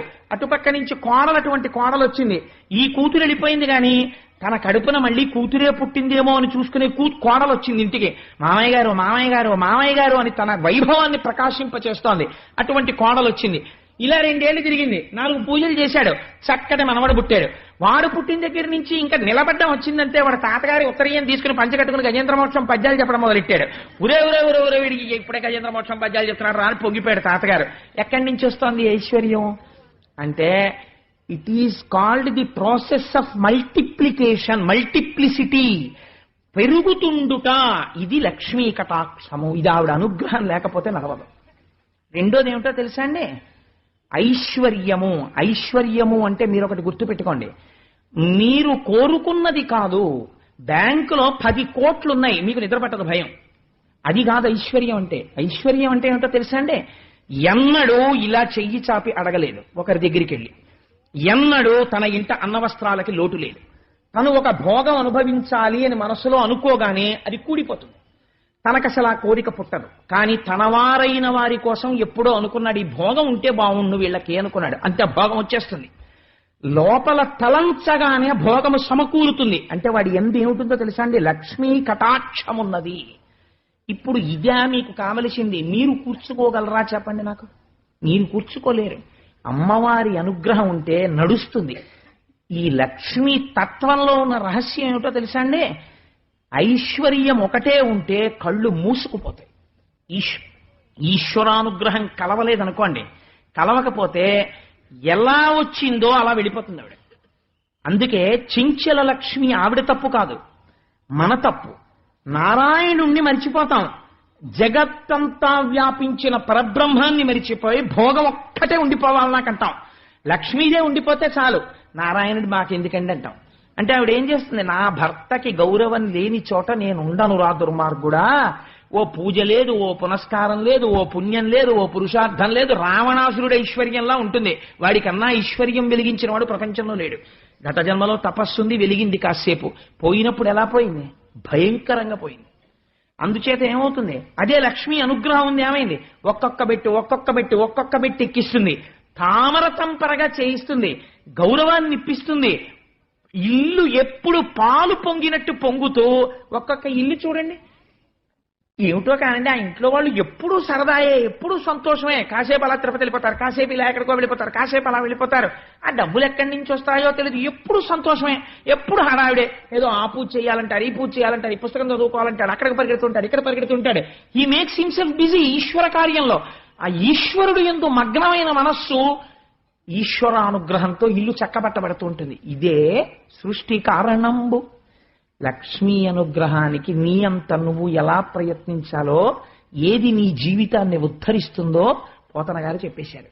కాబట్టి ఆ తల్లి అనుగ్రహం ఎక్కడ పడిందో అక్కడ ఇవన్నీ ఉంటాయి సుమా. భావించి ఒక మాట బ్రహ్మాండమంతయు ఆటల బొమ్మరిల్లని తలంచు. ఆ తల్లి తామర పువ్వులో కూర్చుని అనుకుందిట, ఈ బ్రహ్మాండాలన్నీ నేను ఆడుకునే బొమ్మరిల్లు అనుకుందిట.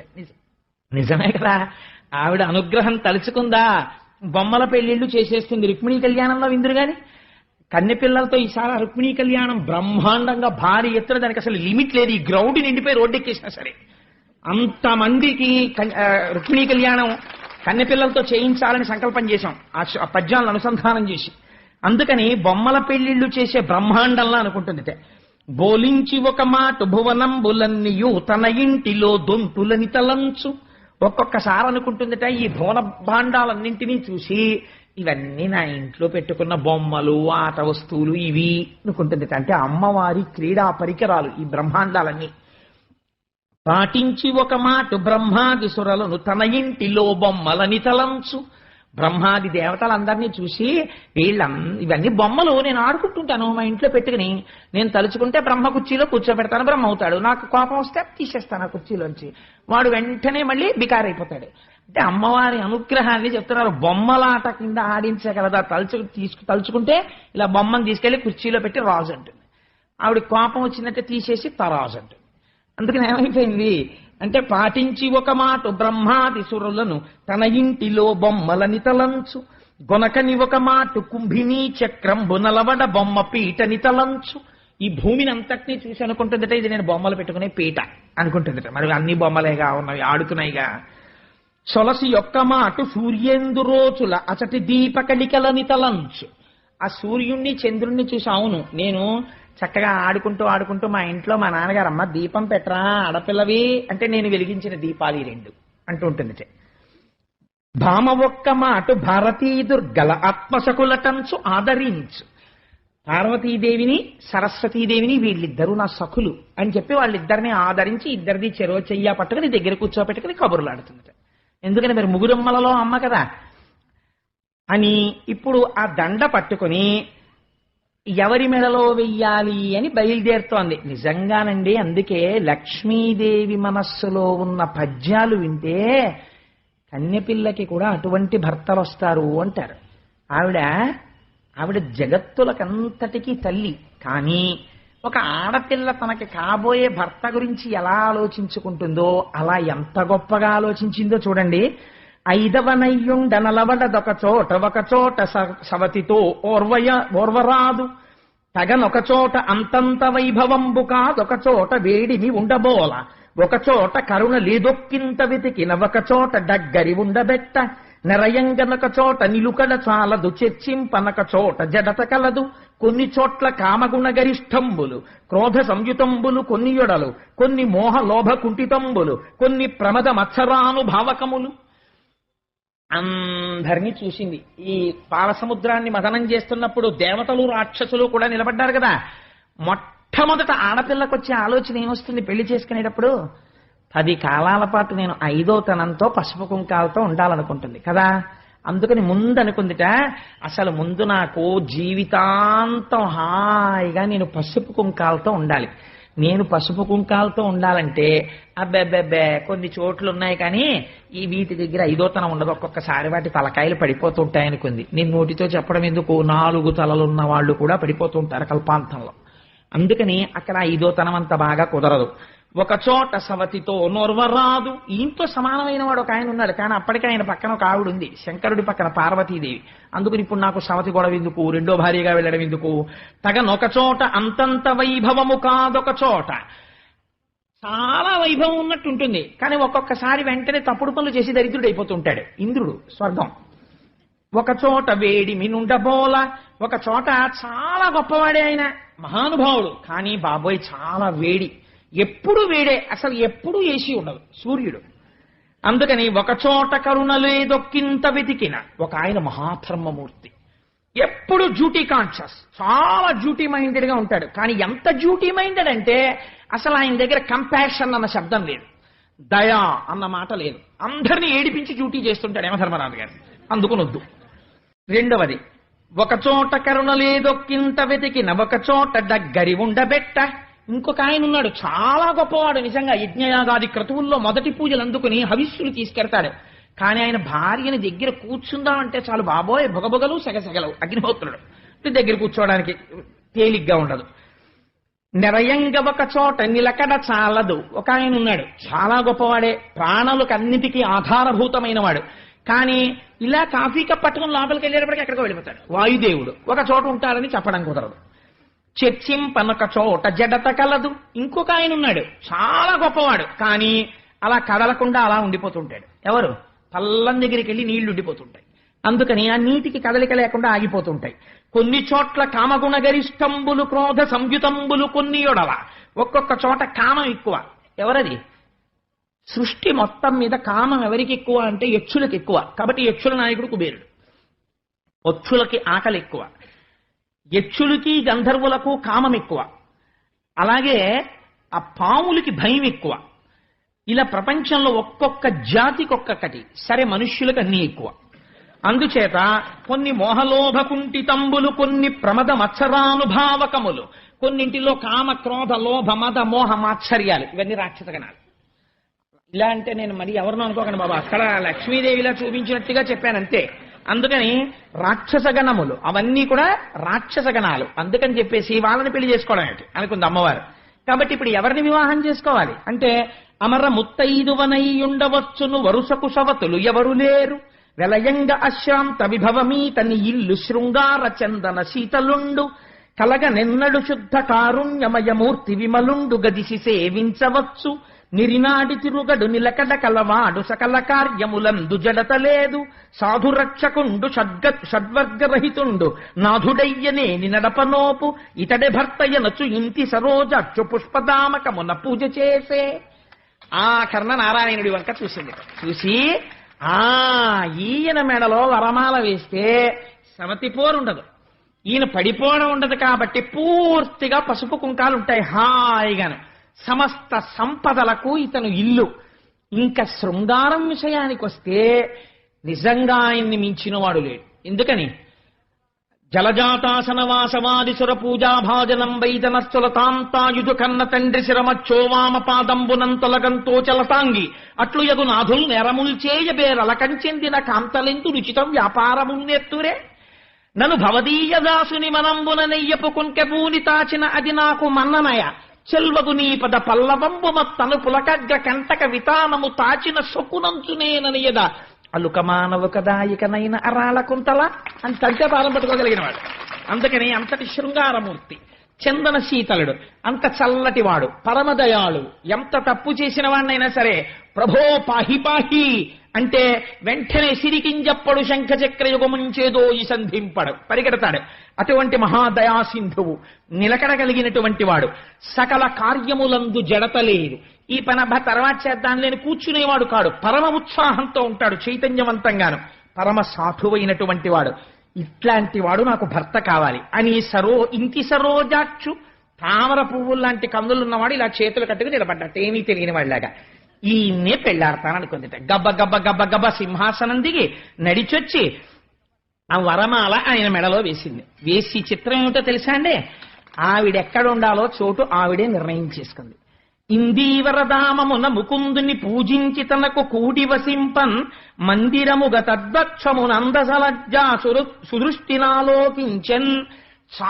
అసలే ఎరుపు, దాని మీద సిగ్గుతో మరింత ఎర్ర పడిపోయి ఆయన ముఖం చూసి ఆయన మెడలో మాల వేసి పొంగిపోయి సిగ్గుతో నిలబడిపోయి, స్వామి నీ గుండెల్లో ఉంటాను అందిట. ఎందుకని అంటే ఆయన స్థితికారుడు, లోకమునంతటినీ నిలబెట్టవలసిన వాడు. An administration should not only exercise power, simultaneously the power should also be coupled with compassion. అధికారికి ఉండవలసినది కేవలము అధికారము కాదు, దయ ఉండాలి. దయలేని అధికారి పరమ భయంకరుడు. దయ ఉండాలి. ఒక్కొక్కచో అయా క్షంతవ్యో మే పరాథ, నాది పొరపాటు జరిగింది అన్నవాణ్ణి మన్నించగలిగి ఉండాలి ఉదార హృదయంతో. అందుచేత ఆ దయ ఉండాలి అయ్యవారిలో, లేకపోతే లోకములకు ఆయన రక్షకుడు కాలేడు. ఇది శక్తి కలవడం అంటే పురుషుడితోటి. అందుకని ఆయన గుండెల్లో చేరింది ఆవిడ. అందుకే మనం చూడండి, ఏమన్నా ఆయనకి దయ లేదండి అంటే ఇలా చూపించి ఆయనకి దయ లేదండి అనరు, ఆయనకి దయ లేదండి అనరు, ఆయనకి దయ లేదండి అని గుండెలు చూపిస్తారు. దయ గుండెల్లో ఉంటుంది. వేదాంత దేశికులు దయాశతకము అని రచించారు. అమ్మవారు గుండెల్లో ఉంటుందంటే అయ్యవారు దయామూర్తి అయ్యున్నాడు అని గుర్తు. చిత్రం ఏమిటంటే అమ్మవారు ఇలా చూసేటప్పుడు అందరినీ చూసింది, కానీ రాక్షసుల్ని చూడడం మానేసింది. అంతే వాళ్ళు దరిద్రులు అయిపోయారు. పోయిందంతే వాళ్ళకి అమృతం. కాబట్టి జగముల తండ్రి అయి తనరు శౌరి జగంబుల తల్లి ఇందిరం తగ నురమందు దాల్చే అట తత్కరుణారస దృష్టిచే ప్రజల్ మనడగదొంటి భంగి అతి మంగళ సాధ్వి పతిత్వ సంపదన్ నగడిన లోకముల్కని అనేక శుభంబులు పొందిరత్తరిన్. ఆ అమ్మవారు అయ్యవారితో కలిసి అమ్మవారు సంతోషంతో ఇలా చూడగానే లోకములన్నిటినీ మంగళమును పొందాయి. ఏమిటి మంగళం? మీకు నేను ఒక రహస్యం చెప్తాను. సాధారణంగా మనకి వైదిక ప్రక్రియలో ఒక మూర్తి ఉన్నది లక్ష్మీదేవికి. ఏమిటో తెలుసా అండి? ఆ మూర్తి గుడ్లగూబ మీద కూర్చుని ఉంటుంది ఆవిడ. గుడ్లగూబని సంస్కృతంలో ఉలూకము అని పిలుస్తారు. ఉలూకము అంటే ఏమిటో తెలుసా అండి? పగటిని చూడలేని పక్షి. పగలొస్తే గుడ్లగూబకి చాలా బాధగా ఉంటుంది. కాకి సంతతిని చంపుతుంది గుడ్లగూబ. కాకితో విరుద్ధం దానికి. కాకి సంసారం. పగలు చూడలేదు, చీకట్లో చూస్తుంది గుడ్లగూబ బాగాను. దానికి కళ్ళే భయంకరంగా ఉంటాయి. అటువంటి గుడ్లగూబ మీద లక్ష్మీదేవి కూర్చుని చూపిస్తారు. అలా ఎందుకు చూపిస్తారో తెలుసా అండి? లక్ష్మి కలగగానే భగవంతుణ్ణి మరిచిపోయిన వాడెవడో వాడు పగటిని మరిచిపోయిన గుడ్లగూబ వంటి వాడు. ఆ గుడ్లగూబ మీదున్న లక్ష్మి ఎంత ప్రమాదకరమో, ఐశ్వర్యమును మరిగి భోగమును మరిగి నారాయణుణ్ణి మరిచిపోయిన వాడు అంత ప్రమాదములోకి జారిపోతున్నాడు. కాబట్టి లక్ష్మీ పూజ చేస్తూ నారాయణుణ్ణి సంతతము కొలవాలి. భక్తి జ్ఞానములతో మీరిద్దరూ తల్లిదండ్రులని ఇద్దరినీ కలిపి నమస్కారం చెయ్యాలి. అందుకే కనకధారా స్తోత్రంలో ప్రతి శ్లోకం లక్ష్మీనారాయణుణ్ణి కలిపి పూజ చేస్తుంది. రేపు లక్ష్మీనారాయణ స్తవంగా కనకధార చేయడానికి కారణం అది. అందుకని అమ్మవారు అలా కలిసి నారాయణుడి యొక్క శక్తిగా మారగానే లోకములకన్నిటికీ ఆయన కళ్యాణమును కటాక్షించిన వాడై ఉన్నాడు. ఇప్పుడు మామగారు అయ్యాడు సముద్రుడు కదండి. మామగారు ఎప్పుడవుతాడు? కన్యాదానం చేస్తేను అమ్మాయి అయ్యవారి దగ్గరికి చేరితే తాను మామగారు అవుతాడు. ఇప్పుడు తను మామగారు అయ్యాడు. ఇప్పుడు మామగారు అయ్యాడు కాబట్టి మామగారైన వాడు ఏం చెయ్యాలో తెలుసా అండి? కొడుకుకి అల్లుడికి అభేదం పాటించాలి. అందుకని కొడుక్కి ఎంత అమూల్యమైన ఇంట్లో ఉన్న వస్తువు ఇస్తాడో అల్లుడికి కూడా అలా ఇవ్వగలగాలి. ఎందుకంటే తను పితృపంచకంలోకి వెళ్ళాడు, తండ్రి అయ్యాడు ఇప్పుడు. అందుకని మామగారు అవగానే సముద్రుడు ఏం చేశాడో తెలుసా అండి? తనలో ఉన్న కౌస్తుభాన్ని తీసుకొచ్చి శ్రీమన్నారాయణుడికి బహూకరించాడు. ఆ కౌస్తభాన్ని మెడలో పెట్టుకున్నాడు. ఒక పక్క శ్రీవత్సం అనే పుట్టుమచ్చ మెరుస్తోంది. హృదయమునందు లక్ష్మీదేవి మెరిసిపోతోంది. ఆపాల వెల్లి కూతురు దీపుల చూపులను దోగితి లకించి ప్రజల్ చేపట్టిరి సంపదలను ప్రాపించను మేలు జగము బ్రతికెనరేంద్ర. ఈ నారాయణుడితో కలిసిన లక్ష్మి ప్రసన్నమైన దృక్కులతో ఇలా చూస్తుంటే లోకాలన్నిటికీ వాళ్ళ కోరికలు తీరినవి. పాలేటి రాచకన్నియ మేలారెడు చూపు లేక మిడుమిడు కంచుం జాలింపుర పురబొక్కుతూ తూలిరి రక్కసులు కీడుతో చిన్న నదిపా. లక్ష్మీదేవి చూపు రాక్షసుల మీద మాత్రం పడలేదు. దానివల్ల ఏమైంది? వాళ్ళకి కీడు ప్రారంభమైపోయింది. అమ్మవారి యొక్క అనుగ్రహమునకు కారణమేమి? అమ్మవారి చూపే కారణము. అందుకే అమ్మవారిని మీనాక్షి అని పిలుస్తారు. మీనాక్షి అంటే చాప ఒక పని చేస్తుంది. ఆడచాప నీటిలో ఉండగా చాప పిల్లలు ఎదురుగుండా వచ్చి అమ్మతో అంటాయి, అమ్మా ఆకలేస్తోందమ్మా అంటాయి. అంటే చాపకి స్తన్యం ఇవ్వడం ఉండదు. అది ఏం చేస్తుందంటే చాప పిల్లలన్నిటి వంక పరమదయతో ఒకసారి అలా చూస్తుంది. ఇది తాబేలు చేస్తుంది, చాప చేస్తుంది. పరమ సంతోషంగా ప్రీతితో చూస్తుంది. చూడగానే వెంటనే చాప పిల్లలకి కడుపు నిండిపోతుంది. ఇలా చెయ్యగలిగిన శక్తి ఒక్క చాపకుంది. అందుకే అమ్మవారికి మీనాక్షి అని పేరు. మీరు ఒక్క స్తోత్రం సంతోషంగా చేస్తే అమ్మ పరమ సంతోషంతో ఇలా చూస్తుంది. అది చూడగానే మీ కోరికలు తీరిపోతాయి. అంతే అంతే. అమ్మవారు చూడ్డానికి ఏం చేయాలి? అమ్మా అని ప్రీతిగా పిలవాలి. కాయిక కైంకర్యంగా పూజ చెయ్యాలి. కనకధార స్తోత్రాన్ని అనుసంధానం చెయ్యాలి. అందుకే రేపు పూజతో కనకధార అనుసంధానం చేయడానికి కారణం అది. సరే, ఇంత అద్భుతంగా పాలేటి రాసకన్య, ఎంత గొప్ప మాట అన్నారో చూడండి. ఆ పాల సముద్రం అనబడేటటువంటి రాజు యొక్క కూతురైనటువంటి లక్ష్మీదేవిని పొంది శ్రీమన్నారాయణుడు తరించాడు. కన్యాదానం చేసి సముద్రుడు తరించాడు. అమ్మవారి యొక్క అనుగ్రహాన్ని పొంది ఇంద్రుడు తరించాడు. ఇప్పుడు ఇంద్రుడికి రాజ్యం రాబోతోంది. రాక్షసులకి వచ్చిన రాజ్యం జారిపోబోతోంది. కీడు ఎలా తోచింది? కీడుకి ఫలితమేమి? మీరు విందురు గాని కీడుకి ఐశ్వర్యం పోయే ముందు మొదట ఏముంటుందో తెలుసా అండి? దెబ్బలాటలు వస్తాయి.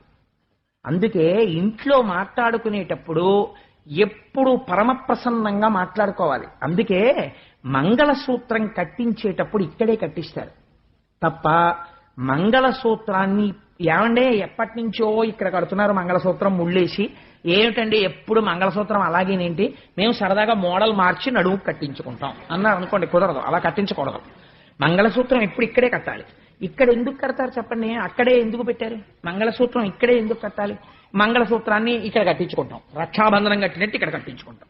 మరి ఇంత సెక్యూర్డ్గా ఉంటుందండి, తెలుస్తూ ఉంటుంది. గబుక్కుని అలవాటు లేనితనం గబుక్కుని జారిపోతుందో ఏమిటో, అలా భయం లేకుండా ఉంటుంది, చేతులకు పెట్టుకుంటాం అన్నారు అనుకోండి, అలా ఒప్పుకోరు. అలా కుదరదమ్మా, అలవాటు చేసుకో, మంగళసూత్రం పెట్టుకోవాలి. సన్యాసం తీసుకున్నవాడు నేను దండం పెట్టుకోవడం, దండం పట్టుకోవడం అలవాటు లేదండి అంటే కుదరదు. చంద్రశేఖర పరమాచార్య స్వామి వారు గొడ్డేసి కట్టుకుని అలవాటు చేసుకున్నారు. అందుకని మంగళసూత్రం అలవాటు చేసుకోవాలంతే. అంతేకాని ఇది ఏదో కొత్తగా ఉంది అంటుంటారు ఆడపిల్లలు పెళ్ళైన కొత్తల్లో, అయినా అలవాటు చేసుకోవాలంతే. అది మరి మంగళసూత్రం ఎందుకు ఇలా మెడలో కడతారు అంటే ఒక రహస్యం ఉంది. మీకు నేను చెప్పేస్తాను రహస్యం ఏమిటో తెలుసా అండి.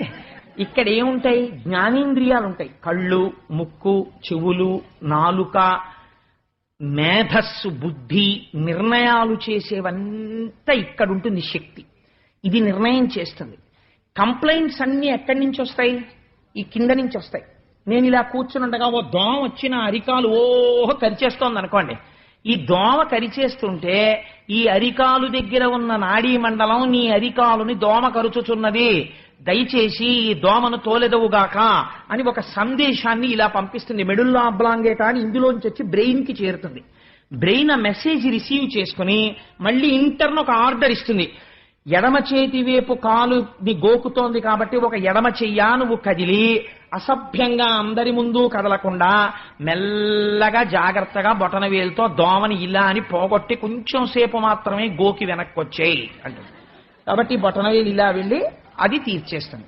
ఇప్పుడు ప్రధానంగా ఈ క్రిందనున్నటువంటి శరీరానికి సంబంధించినటువంటి సమస్యలన్నీ ఎందులోంచి ఎడతాయి, ఇందులోంచి వెళ్ళి ఇక్కడికి ఎడతాయి. ఇక్కడి నుంచి వచ్చిన ఆదేశాలన్నీ ఎక్కడి నుంచి ఎడతాయి, ఇందులోంచి కిందకి ఎడతాయి. కాబట్టి ఇది ప్రధానం. దీన్ని ఈ కిందనంతటినీ ఇది కలుపుతూ ఉంటుంది. ఇది చెప్పిన మాటని ఇది ఎప్పుడూ కాదందు. ఎడం చెయ్యి గోకు అందనుకోండి, అస్తమానం నాకే పని చెప్తారండి, ఆ దోమలు కూడా ఇటే కుడతాయేంటి, ఆ కుడి చేయికి అందుతుంది దాని గోకమనండి అంద ఎప్పుడూను ఎడం చేయి గోకుతుంది అంతే. అంతేకాని ఎప్పుడు దెబ్బలాడదు. అందుకే బుద్ధిస్థానము పెద్దవాణ్ణే పెళ్లి చెయ్యాలి. అందుకే ఆడపిల్ల పెద్దదైతే ఆయుక్షీణం అంటారు. పెద్ద పిల్లని చెయ్యరు, చిన్నపిల్లని చేస్తారు. ఎందుకో తెలుసా అండి, చిన్నపిల్ల అంటే మాట వినే పిల్ల. ఇంకా ఈయనకున్న పరువము, ఈయనకున్న బుద్ధి నైపుణ్యము ఆవిడకుండదు. భార్యకి సమస్య ఉండొచ్చు, కానీ మీ మొహం మీకేం తెలుసు, మొన్న అలాగే చేసి వచ్చారు, తగలబెట్టారు, మా అన్నయ్యని అడగండి అనకూడదు. ఏమండి చూసారా, మీరు పాపం మంచివారు, మీకు అంత బాగా ఇంకాను ఆ మంచితనం మీ మేధస్సుని కప్పేస్తుంది. తొందరగా అవతల వాళ్ళకి సంప్రీతి పొందుతారు. మా తమ్ముడు ఘటికుడు, వాడిని ఒకసారి సంప్రదించండి అని మంచిగా చెప్పాలి. అందుకని ఈయన ఒక నిర్ణయం చేశాడనుకోండి, ఇది వినాలి. ఇది వినకపోతే అసలు దీని శరీరం అనరు, ఇక్కడే కొట్టేసుకుంటుంటాయి. ఈ చెయ్యికి ఈ చెయ్యి మీద కోపం వచ్చి, ఈ చెయ్యికి ఈ చెయ్యి మీద కోపం వచ్చి కొట్టేసుకుంటాయి అనుకోండి. చూసిన వాడిని పిచ్చాడండి వాడు అంటారు. ఈ రెండు చేతులే ఉన్నా, ఈ చెయ్యికి ఈ చెయ్యికి ఎప్పుడన్నా దెబ్బలాట వచ్చి రెండు చేతులు కొట్టేసుకుని పోలీస్ స్టేషన్లో కంప్లైంట్ ఇచ్చిన వాడిని మీరు ఎక్కడన్నా చూసారా? కొట్టుకో. ఎందుకు కొట్టుకో అంటే, రెండున్న ఈ కాలు ఈ కాలునో, ఈ కన్ను ఈ కన్నునో అలా ఏం కొట్టేసుకోవు. ఎందుకనంటే మనందరం ఒకటి, అయ్యో ఈ శరీరానికి చెందిన వాళ్ళం అని చూస్తాయి. అలా ఒక కుటుంబంలో తండ్రి స్థానం ఇది, భార్యాస్థానము బిడ్డల స్థానము ఇది. సమస్య ఉండొచ్చు, కానీ ఆ ఇంట్లో ఎలా ఉండాలంటే శరీరమునందు ఏకత్వం ఉన్నట్టు, దీని ఆలోచనలు ఇది మన్నించినట్టు నీవు కూడా విని నీ ఇంటిని ప్రశాంతముగా ఉంచుకుందువుగాక. ఇన్ని సమస్యలో ఇలా పెడుతున్నాయి, ఇన్ని ఆర్డర్సో కిందకెడుతున్నాయి, ఒక్కటి పైకి వినపడుతోందా? ఇల్లు అలా ఉండాలి. ఇల్లాలు నోరు పైకి వినపడకూడదు, అంత అందంగా ఉండాలి చక్క పెట్టడం. ఇల్లాలి సమర్థతే ఇంటి ఐశ్వర్యానికి కారణమవుతుంది. అటువంటి ఐశ్వర్యం ఎక్కడి నుంచి వస్తోంది? ఇల్లాలిలోంచి వస్తోంది. అందుకని ఇది మంగళసూత్రము. ఇలా వినబడేటట్టు మా ఇల్లు ఉండుగాక. ఇంట్లో అరుపులు కేకలు, లేచిన దగ్గర నుంచి దెబ్బలాట్లు కేకలు, పిల్లలు తండ్రి మీద, తండ్రి పిల్లల మీద, వాడు ఈ ఛానల్ పెడతాడని వీడు ఈ ఛానల్ పెడతాడని రిమోట్ కంట్రోల్ విసిరేసి, ఈయన కాఫీ విసిరేసి, ఆవిడేమో స్టవ్ ఆర్పేసి పని పిల్ల మీద కేకలేసేసి, పని వాళ్ళు యజమాని మీద కేకలేసేసి, నా అల్లరి, దీనికి తోడు ఇంట్లో జంతువులు, ఇదంతా కూడా పెరిగిపోయాయి అనుకోండి. ఇంకా ఆ ఇల్లు ఇల్లులా ఉండదు. ఎక్కడుంటుందండి? లక్ష్మీదేవి పారిపోతున్నాయి ఇంట్లోంచి, దరిద్రం వచ్చేస్తుంది. కాబట్టి ఎందువల్ల లక్ష్మి ఉంటుందో, ఇల్లు ఎలా ఉండాలో మనకి చూపిస్తోంది లక్ష్మీ కళ్యాణ వైభవం. అందుచేత మహానుభావుడు కౌస్తభాన్ని ఇస్తే దాన్ని ధరించి శ్రీమన్నారాయణుడు లక్ష్మీ సహితుడయ్యాడు. అయితే మీరు ఒక్క మాట నేను మనవి చేస్తాను. ఈ లక్ష్మీ కళ్యాణ ఘట్టం అన్నదాన్ని నేనైతే అనుకుంటున్నాను, అసలు ఇంట్లో ఉన్నటువంటి స్త్రీలు, పురుషులు చదివితే చాలా మంచిదే, వాళ్ళకి ఎప్పుడో అప్పుడు సమయం ఉంటుంది కాబట్టి అసలు ఈ లక్ష్మీ కళ్యాణ ఘట్టం అనేటటువంటి దాన్ని చదువుకుంటూ ఉండాలి, కనీసం ఆ లక్ష్మీ ఆవిర్భావం దగ్గర నుంచి.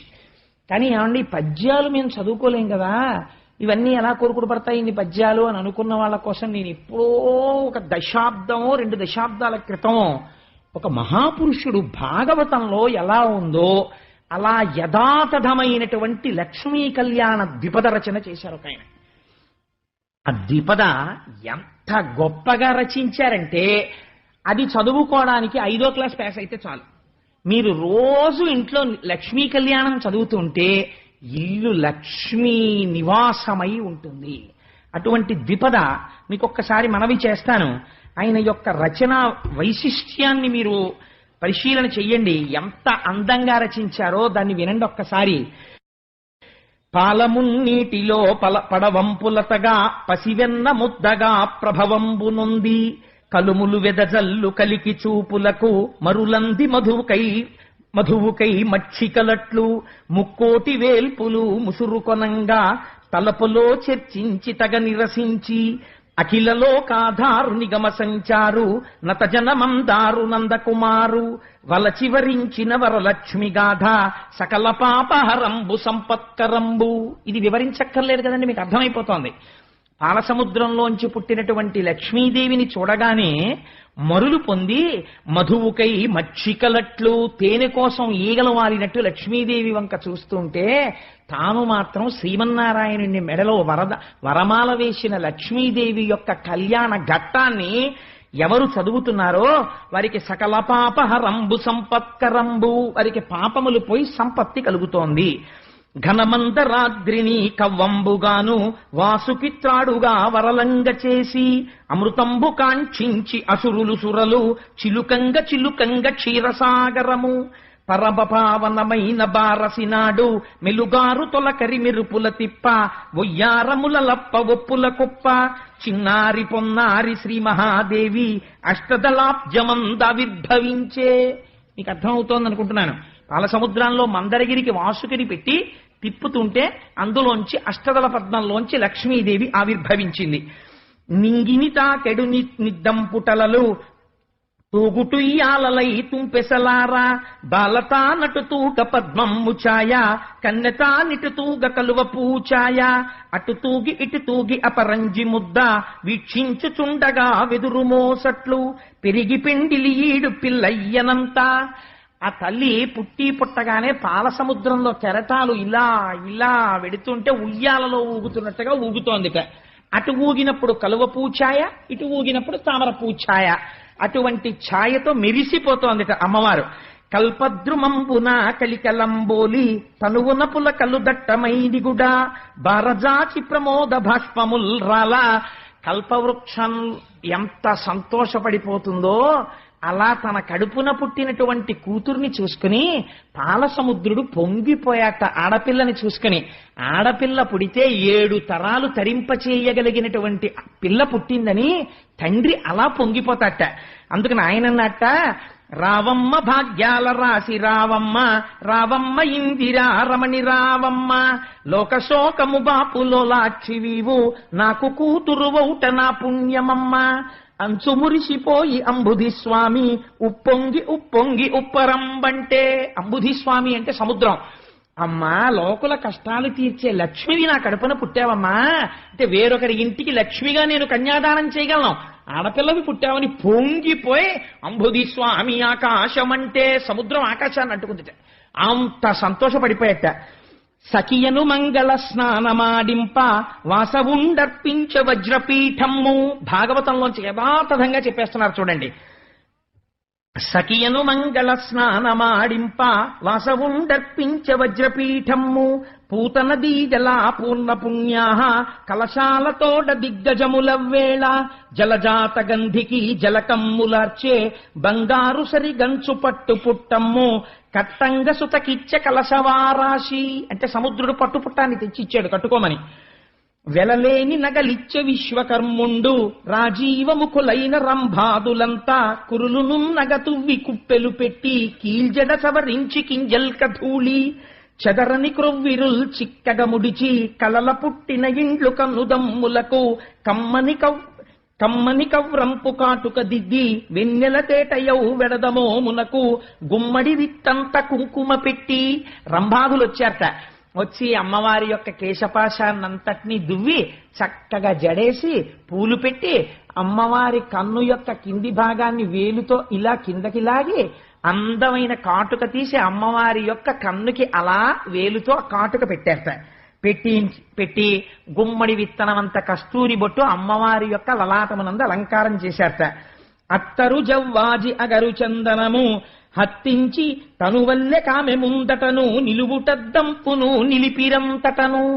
అమ్మవారికి ఒంటికి కస్తూరి జవ్వాజి ఇలాంటివన్నీ రాసి నిలువుటద్దం తీసుకొచ్చి ఆవిడ ముందు పెట్టారట. చూసుకోమ్మా ఎంత అందంగా ఉన్నావో అని. నిజంగా మహానుభావుడు పోతన గారు ఎలా దర్శించారో ఈ రచన చేసినటువంటి ముదివర్తి కొండమాచారుల వారు అలా దర్శనం చేశారండి. ఆడపిల్ల సాధారణంగా అంత అలంకారం చేసేసి చూసుకో అమ్మా అని అద్దం పెడితే వెంటనే ఒక పని చేస్తారు, ఓసారి ఇలా అనుకుంటారు. అలా ఆయన ఎంత దర్శనం చేశారో చూడండి. తనురూపు శ్రీ లక్ష్మి దర్పణం బందు కనుబొమ్మ నిక్కగా కనుగొని నవ్వి సింహాసనము డిగ్గి చెంగల్వదండ చేదాల్చి అచ్చరల్ చేరికొల్వంగా కుచ్చెళ్ళు మీ గాళ్ళు గునిసియాడంగా గరుడ గంధర్వ రక్షస యక్ష దివిజ సంగ మధ్యమునకు సరుగున వచ్చే.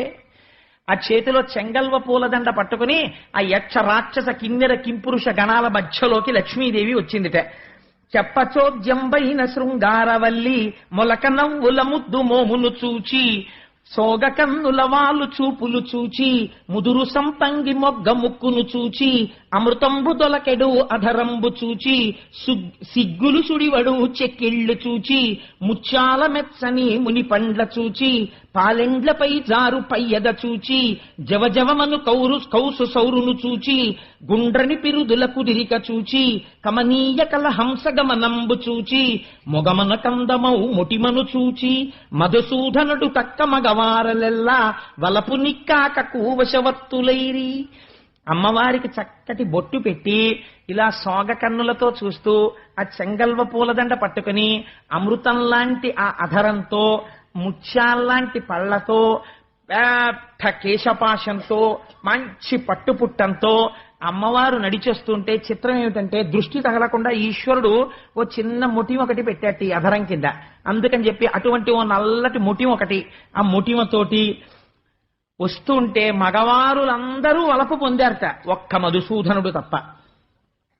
అలాంటి సమయంలో కన్నులకెగ దన్ను కైపున తన్ను తిలకించుచున్నట్టి దిక్పాలకాది సురవర్గమును గాంచి సుతతి భావించే. వీళ్ళందరినీ చూసి అనుకుంటుంది, ఇందాక అంది కదా ఒకటి దగ్గరికి వెళితే ఇప్పటికే భార్య ఉంది, ఒక ఆయన దగ్గరికి వెళ్ళలేము, ఒక ఆయనేమో ఎప్పుడు ధర్మం ధర్మం అంటుంటాడు. అది చెప్పడానికి ఒకడంట రాని వాడొకడు జారుండు, ఒకడు రక్త పిపాసి ఒక్కడు జడధి, ఒక్కడు తిరిపెగాడొకడు చెంచలుడు, కాయకంటి ఒకండు కటికవాడొకడు, ఒక్కటి తరకైన ఒక్కటి తాలు. ఒక గుణం ఉంటే ఒక గుణం లేదు. ఈ మొగమ్ములకటే ఇంతింత నునుపు శ్రీవత్సవక్షుండు శ్రితరక్షకుండు పుండరీకాక్షుండు భువనమోహనుడు శంఖచక్రధరుండు శార్ంగహస్తుండు తప్తచామీకరా ధగధగద్ధగిత పీతాంబరధరుండు ప్రియదర్శనుండు మణిపుంజరంచిత మంజుల మకుట మకర కుండలహార మంజీర కటక కాంచికాకేయూర కమ్రభూషణుడు అనుపమ జ్ఞాన బలైశ్వర్య వీర్య మాధుర్య గాంభీర్యమార్థవోదార్య శౌర్య ధైర్య స్థైర్య చాతుర్య ముఖ్య కళ్యాణ గుణగణౌఘ మహార్ణవుండు తనకు నీడగువాడు తనమించువాడు విశ్వమంతయును తానైనవాడు శేషాద్రి నిలయుండు శ్రీనివాసుండు పతి అయిన సుఖములు పడయంగవచ్చు తులలేని భోగాల తులతూగవచ్చు ఏడేడు లోకాల ఏలంగవచ్చు అంచు సౌరికి వైచె అలమేలు మంగ చెంగల్వ విరిదండ చిత్తమొప్పంగా సకల జగంబులు జయవెట్టుచుండ శచి గౌరియువాణి సర్వేశ్వరునకు తల ఎంటి పన్నీట తానమాడించి మరి నారాయణుడికి కూడా మంగళ స్నానం చేయించాలి కదా, అందుకని శచీదేవి సరస్వతీదేవి పార్వతీదేవి కలిసి ఆయనకి మంగళ స్నానం చేయించారట. తడియొత్తి వేణుపత్రములంత చేసి నామంబులను దిద్దిన వభూషణముల గైసే యది విజవర్గంబులు కొలువా కదలనై రావణ గజముపై స్వామి ఆయనకి తలస్నానం చేయించి తువ్వాలు పెట్టి చక్కగా తల జుత్తంతా ఒత్తేసి మళ్ళీ చక్కగా దువ్వేసి కిరీటం పెట్టేసి ఊర్ధ్వపుండ్రాలు పెట్టేసి స్వామివారిని ఐరావణ ఆ రావణ వాహనం మీద తీసుకుని వెళ్ళారట సభలోకి. తీసుకెళితే కేశవాయంచును కీరముల్ పలుక నారాయణాయంచు నమళులు పలుక మాధవాయంచును మధుపముల్ పలుక గోవిందయనచును కోయిలల్ పలుక తైతక్క ధిమితక్క తద్ధిమితకిట జండుతక జండుత ఎటంచు అచ్చరి విరి బోనులాడి పాడంగా ముత్తైదువలు శేషముత్యాలు చల్లగా వెంచేయు జలదవర్ణునకు అగ్రంబునన్ వేద ఆమ్నాయ ఘోష వెనుక మంత్రధ్వని వినువీధి ముట్టే. ఆ నారాయణుడు నడిచొస్తుంటే నారాయణ కేశవ గోవింద అంటుంటే ముందు మహర్షులు వేదం జరుగుతుంటే వెనక ఉపనిషత్ మంత్రాలు వల్లిస్తుంటే సభామంటపంలోకి వచ్చేట. అది వచ్చే ఇది వచ్చే అల్లుడటంచు మామగారెదురేగి మధుపర్కమిచ్చే పందిటిలోనికి పట్టితో తెచ్చే పుణ్యతీర్థంబులు ప్రోక్షించి ఋషులు మంగళాశాసన మంగళం మిడగా కమల చేతికి చెక్కి కట్టె కంకణము దివ్య శంఖంబులు తిరుచిన్నములును వేణుమద్దల రుద్రవీణలు మొరయ తల వంచి కూర్చున్న తన్వి కంఠమున మధువైరి గీలించ మాంగల్యమపుడు. చక్కగా తల వంచ కూర్చున్న లక్ష్మీదేవి మెడలో లేచి నిలబడి వంగి జాగ్రత్తగా మహర్షులు చెప్తున్న మంత్రములకు అనుగుణంగా వీడియో పిచ్చ లేకుండా కట్టేట మంగళసూత్రాన్ని నారాయణుడు ఆ రోజున. అందుచేత అలా మంగళసూత్రం కడితే ఆ చేతుల తల బ్రాలు చేకొని కూడా పోయగా వెనుకాడు పువ్వుబోని ముందు శిరము వంచిన ఎట్టు శ్రీధరు చూచి లక్ష్మీదేవి చేతిలో తలంబ్రాలు పట్టుకుని కూడా అయ్య బాబోయ్ ఆయనేమో ఇంత ఎత్తున్నారు ఇలా చేతులు ఎత్తి ఎలా పొయ్యడమని కొంచెం శంకతో సిగ్గుపడుతూ అలా పట్టుకుని ఉండిపోయింది తలంబ్రాలు. ఉండిపోతే ఇంతటి శ్రీమన్నారాయణుడు ఎవ్వరి దగ్గర తల వంచనివాడు అందరికీ అన్నిటినీ కూర్చేవాడు ఇంత లక్ష్మీదేవిని ఎదురుగుండా చూసేటప్పటికి పొంగిపోయి మావిడితో తలంబ్రాలు పోయించుకోవాలని ఇలా తలంచేసేట. వంచేస్తే పకపక నవ్విరి పల్లవాధరులు 14 భువనమిల్ పాలించునట్టి చల్లని విభునకు జయమంగళంబు. మా తల్లితో మా అక్షతలు పోయించుకోవడానికి తలంబ్రాలు పోయించుకోవడానికి తల వంచిన నా స్వామి ఔదార్యానికి జయమంగళం అని ఆ రోజున అక్కడ ఉన్న వాళ్ళందరూ మంగళం చెప్పారట.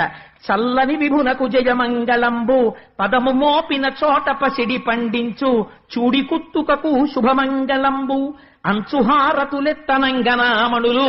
రేపు మీరందరూ హారతులు ఎత్తుదురు గాని హారతులెత్తనంగనామణులు సాగెబూవము బంతి సంతోషముగను కలిత కంకణ జనాత్కారములెసగా కటక ఘలంఘలాత్కారముల్ పొసగా పిరుదులపై వేణి పింపిళ్ళు కూయ మొగమున తిలకంబు ముక్కున జార చిరు చెమ్మటల దోకి చెదరు గంధమ్ము ఘమఘమ వాసనల్ కృమరింపంగా చురుకు చూపుల కోపు చూపర గుండె పలువ చిచ్చుర గొల్పు వగలాడి ఒకటే కోడిగమ్మాడెను గోపాలునిట్లు. భోజనాలు పెడుతున్నారట. ఎంత గమ్మత్తుగా వర్ణించారో చూడండి. ఆ భోజనాలు పెట్టేటప్పుడు మగవాళ్లు కాదు వడ్డనలు చెయ్యవలసింది, అమ్మతనం.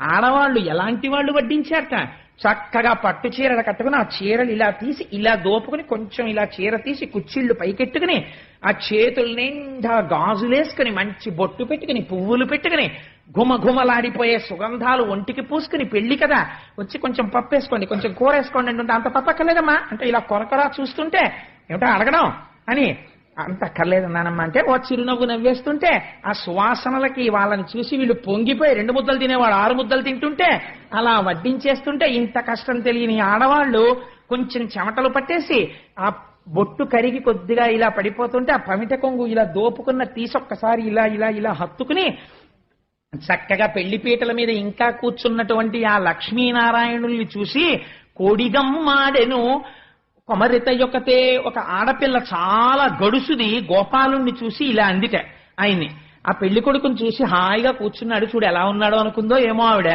పెళ్లి కొడుకుని ఆడపెళ్లి వారు ఆట పెట్టిస్తూ ఉంటారు కదా అందుకని ఆవిడ ఆట పట్టించిందిట ఏమందంటే మన పెండ్లి కొడుకెంతో మహనీయుడమ్మా మహిళలన్ వలపించు మంత్రగాడమ్మా మచ్చుమందులు చల్లి మది దోచకున్నా కనివారినెవ్వరూ కామింతురమ్మా అయ్యో మన పెళ్లి కొడుకు ఎంత గొప్పవాడో తెలుసా మత్తు మందు జల్లి ఆడవాళ్ళందరినీ అదేంటి వశం చేసుకుంటూ ఉంటాడు మరి రాసలీల చేశాడు కదా అందుకని వశం చేసుకుంటాడు అలా చేసుకోకపోతే ఈయన అందానికే ఆడది పెళ్లి చేసుకుంటుంది ఎంత నల్లగా ఉన్నాడో చూడండి అని కరివా కరి అంటే కర్రిగా ఉన్నారంటారు చూసారా కరివా నేనెవ్వరు కామింతురమ్మా ఈ నల్లనాయన్ని పెళ్లి చేసుకునేవాడు ఎవరందిటే సుకియలు పోలీలు సొగుయవు గాని పురపుర మట్టిని బొక్కెడునంట చెగోడీలు జంతికలు పెట్టికెళ్ళు అక్కడ పెట్టి తినరా అంటే అల్లుడా అంటే నాకు ఇలాంటివి పడవ మామగారు అని పెరట్లోకి వెళ్ళి మట్టి తింటాడు అలవాటు కదా కృష్ణ భగవానుడుగా ఉన్నప్పుడు నోట్లో మట్టి పోసుకోవడం అందుకని మన పెళ్లి కొడుకు ఎంత గొప్పవాడో తెలుసా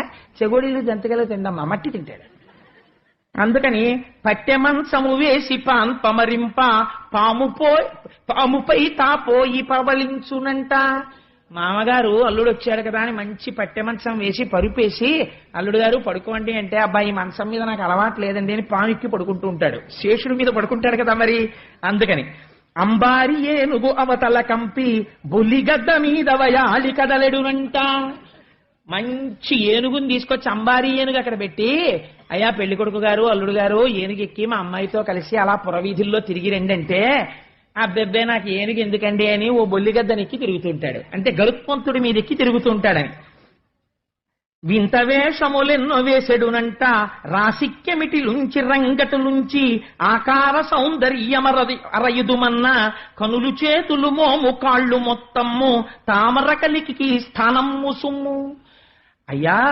పోన్లేండి గుణాలు ఇంత గొప్పవైతేనే పిల్లాడందంగా ఉంటాడనుకుంటారేమో అసలు తామర పువ్వులు పుట్టడానికి స్థానమైనది ఎంత బాగుంటుందో మా పెళ్లి కొడుకు అంత రంగులో ఉంటాడు అంటే బురద నల్లగా ఉంటుంది కదండి తామర పువ్వు పుట్టే బురద నల్లగా ఉంటుంది అందుకని అంత నల్లగా ఉంటాడు పెళ్లి కొడుకని అందుకని ఆకార సౌందర్యమరయుధమన్న కనులు చేతులు మోము కాళ్ళు మొత్తము తామర కలిమికి స్థానము సుమ్ము ఈ అంటూ మన బాలకెప్పుడంటకుండా తామర సిరి కలధన్యాత్మునకును అంటూ ముట్టుకోకండి అంటుంటారు కదా అలా మన పిల్ల చూస్తే అంత ఎర్రగా ఉంటుంది అంత మంచి పట్టుపుట్టం కట్టుకుని ఎన్ని హారాలు వేసుకుంటుంది మన పెళ్లి కొడుకు చూడు లోపల బయట కూడా ఎంత గొప్పవాడు అందుకని ఈ అంటు మన పిల్లకి అంటుకుంటుందో ఏమిటో ఈ అంటు మన పిల్లకి అంటుకోకుండా ఉండాలంటే మరి పిల్లని చేసేసుకున్నాడు తామర సిరి గలవాడు ఇప్పుడు అందుకని ఈయనకి కొంచెం శుద్ధి చేద్దాం ఏం చేస్తారో తెలుసా మీ అందరూ వడ్డనా పిల్ల రండండి అని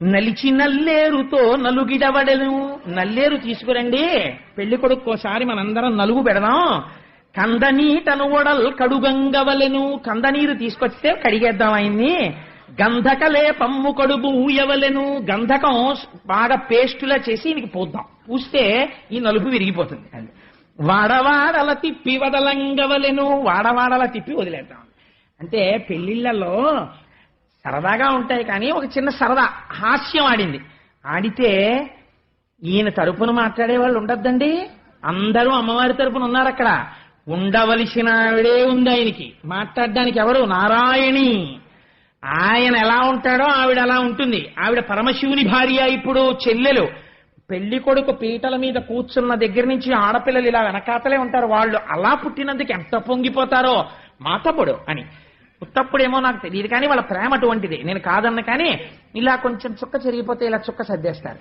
ఇలా జుట్టు సర్దేస్తారు, ఆ జీలకర్ర బెల్లం ఇలా అంటుకుపోతే ఇలా ఇలా మళ్ళీ సర్దేస్తుంటారు. ఎంత సంతోషమో మా అన్నదమ్ముడని వాళ్ళకి. ఆయన అలా అంటే ఊరుకుంటుందా అక్క చెల్లెలు? ఆ మాట లాలించి హరుపట్టు మహిషి మాధవు చెలియ ఆమడతికిట్లాడే. హరుపట్ట మహిషి అంటే పరమశివుడి భార్య పార్వతీదేవి. ఆవిడొచ్చిందిట. ఏమన్నావమ్మా? మా తమ్ముడు అంత నల్లగా ఉన్నాడా, అన్ని గుణాలు లేనివాడా, అతి విస్తరం వేల అందాల చిలుక, నీవు నేర్చిన తెలుగు నేర్తురేయురులు. అంతంత మాటలు ఎందుకు కానీ, నీకున్నన్ని తెలివితేటలు ఎవరికి ఉంటాయి? ఎంత గొప్పగా చెప్పావు. కానీ నేను ఒకటి అడుగుతాను, నువ్వు చెప్పు. వెన్నుని నలు పంచు వెక్కిరించితివి, నెలతొక ఎరు పంచు నిక్కు చూపితివి. పెళ్లి కొడుకు నల్లగా ఉన్నాడు, పెళ్లి కూతురు ఎర్రగా ఉందని పెద్ద గొప్పలుగా పోతున్నావు కదా ఎరుపు చూసుకుని. నేను అడుగుతాను, ఒక మాట చెప్పు. కలువ పువ్వు నలుపు, కస్తూరి నలుపు, కందిరీగా ఎరుపు, కాకినోరెరుపు. కందిరీగా ఎర్రగా ఉంటుంది, ఎంత బాగుందో అని ముట్టుకుంటే కుడుతుంది. కాకినోరు ఎర్రగా ఉంది కదా అని చూస్తే అన్నిటినీ తింటుంది, దానికి ఏది వదిలిపెట్టవలసింది లేదు. కాకినోరు ఎరుపే, కందిరీగా ఎరుపే, నల్లటి కలువ నలుపే, కస్తూరి నలుపే. కానీ ఆ రెండింటికి ఉన్న అందం ఈ రెండింటికి ఉందా? ఎర్రగా ఉంది, మీ పిల్లని పొంగిపోతున్నావు. నారాయణ తత్వం చల్లతనం అంతా నలుపులో ఉందమ్మా, నీకేం తెలుసు నలుపుకున్న నాణ్యం అని. కందిరీగా ఎరుపు, కాకినోరెరుపు, ఈ రెండు రంగులందే రంగు మెరుగో. ఈ రెండు రంగుల్లో అసలు ఏ రంగు గొప్పది? నలుపా ఎరుపా? మా పిల్లెరుపు అని గొప్ప అయిపోతాయంటే. మా పెళ్లి కొడుకు నల్లగా ఉన్న వాడే అసలు నిజమైన నాణ్యమైన వాడు అంది అమ్మవారు. అంటే సొడ్డు వేయుట కాదు సూటిగా చెప్పు. సొడ్డు వేసేయడం అని చిన్నత, ఎంత గొప్ప మాట అండి అది, తెలుగు నుడికారం. పిల్లల్ని ఎవరు గబగబా తింటారో అంటే ముందు సొట్టేసేయాలి, అంటే గబోవ తినేసి నోటి నిండా కుక్కేస్తానే, అమ్మా నేను సొట్టేసేసానంటారు. సొట్టేసానంటే గెలిచేశానని బుట్టి కంచం మీద చెయ్యడతారు. అలా సొడ్డు వేయుట కాదు నిజమునే పల్కు. ఏదో చెప్పేశానని చెప్పడం కాదు, ఇక్కడి నుంచి నిజం చెప్పు. అలా నల్లగా ఉండడంలో చల్లతనం ఉందా, ఇలా ఎర్రగా ఉండడంలో మిడిసిపాటు ఉందా?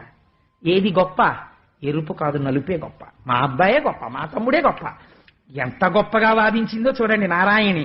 వరుని చూచిన కంట వధువును చూడు, మాయమర్మము వీడి మరిపదులాడు.